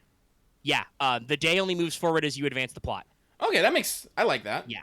So it's because I think it's a shorter time frame. It's just the summer vacation, right? Right. But it also means that you can go to dungeons as much as you like, and they even say, "Oh, are you running low on HP? Well, just leave the dungeon and come back." Like you can leave, sell all your loot, get all your stuff, and go back. They have checkpoints for like fast travel between different areas, and so for a game of this style, I like it because it makes you feel like you can truly take your time. Like you don't need to freak out about the fact that, oh shit, we only have until like the reason why you leave Tokyo is because Zenkichi is like, okay, I've got a case you can help me with. I need you to be in Sapporo by the 8th of August. And you're like, the 8th of August, however we get there. Oh, we'll drive. Because he's like, hey, you guys shouldn't go on trains or planes. People might find you. Because I got to admit, talking about like how the Phantom Thieves act, it's a little interesting how they do their first reunion tour. They once again hijack all the screens in Shibuya to deliver the first calling card. So I'm like, okay, so everybody knows we're here. I'm pretty sure there were several adults who just facepalmed at that. It's like, I'm surprised your phone didn't blow up. Yeah, I'm a little. That is interesting. Nobody seemed to really make a big deal to us. Sojiro's there and he's like, "Are you guys in trouble again?" And we're like, "Yes." And he's like, "All right, okay, here you go. Camping supplies. Here's a car. Don't stay up too late." Get out of here, you crazy kids. Yeah. God, Sojiro's great. I love him so much. and I love that relationship is pre-established, so you can just get late game Sojiro where he's just like, he's the boss. He's the cool guy. He's great. for your weird relationships with an authority figure, you've got Zenkichi who just strolls up and is like, "Hello, fellow kids." Everybody calls him Gramps, even though he's clearly like in his best in his 30s. It was either Futaba or Haru who started it, but everybody's doing it now, and I'm just like, okay. And he's just constant. He's in a constant state of the facepalm tier. He's like, all right, okay, guys, okay, kids, come on, work with me here. And they're just like, no. I'm trying to solve crimes, and they're like, yes, we're trying to solve crimes, but also you're a suit, man. You don't trust suits, man. Like, obviously their diction isn't like that, but it's very much that tone of like we said, Haru straight up is like, well, we just don't trust the police. Sadly, so far, no Sae. They do at least mention, like at one point they bring up to Makoto is like, hey, could your sister help? I know she's, she is actually a defense attorney now. They say she's stopped being a prosecutor. But I hope we'll get some cameos. Lucky and I have both lamented how we feel Sae is slightly underserved by the story. Yeah. Some dev stuff. But so I think that's all my thoughts. I'm sure I'll have more as I get further in the game, and then there'll be stuff I can't talk about until Lucky gets the game. Give me like 2 to 3 weeks. No, that's fair. We'll do a reverse 13 Sentinels, Lucky. Yeah. I'll be super jazzed about this game for a week or two, vibrating to talk about it. Oh, And then speaking of, someone just posted that today. Apparently, worldwide sales numbers in for 13 Sentinels, and they only hit 400K. I am incensed. How dare? Yeah, this should be higher, but at the same time, I do. 400K is also a good number. It could be better, though. It could be better. It's better. Actually, did I retweet this? I should check. If I haven't, I should retweet it. Because we want to share the love. Did not, yeah. Because 13 Sentinels, great game. Buy it now. Okay. I think that's everything I got. We can talk about Scooter. I'm, ready, like I said, to deliver my second calling card and get back to it. See what other fun themes we have. Lucky's been wanting to buy a fuck ton of loot anime stickers to slap on something. I'm considering I might slap them on the bottom of my scooter. Yeah. Listen, if I had a car, I'd do that. I've seen like 6 cars that had this aesthetic, because apparently that's, a thing where people just like put a whole bunch of stickers. I've seen 6 of them where it's just big old anime titty. I'm just like, I respect this, and I want to do this in my life. I just don't have a car to do this on. What am I going to slap this? What am I going to put this on? My fucking bag? Hell no. My water bottle? I could probably do it on my water bottle, but I take my water bottle inside my workplace, and it's a Goodwill, okay? Yeah, you don't want to. Not that I would say like Lucky's not afraid of anything, but like you don't want to cause your workplace to be uncomfortable or anything. You know? You're carrying your shit with you. No, you gotta. I also think for the truest stickers aesthetic, you have to sticker up your gear. Yeah. Whether that's your ride or your laptop or whatever. Like it's just not the same if you just slap them on your bag. Yeah, no. I am considering maybe getting a sweet jacket though, and putting some anime girls all over that. Maybe not anime titty, but definitely anime girls.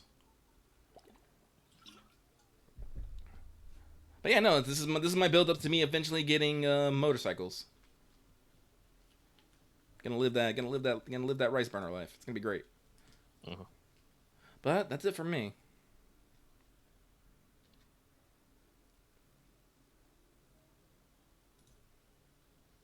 That was the wrong button, man. Good job. You fucked up. But okay, I think it's about time to wrap up the show then.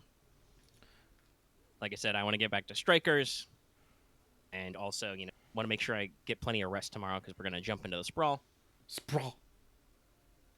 And make sure to tune in for that stuff. So, with Lucky's having his last thought there, I will count us out.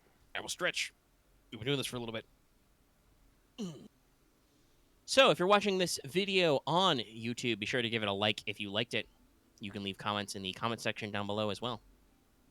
You can also hit us up on our Discord. That link is, as always, in the video description and on our channel page. You, too, can join the masses of people not yelling about 13 Sentinels or Persona 5 Strikers. If you're new here and haven't already, please subscribe to our channel so you can always get our latest videos. And even if you're already subscribed, considering that bell for notifications, you always know when we put out a new video. We're going to have that Sprawl coming up. I've got the Let's Look After You Wanted in the can.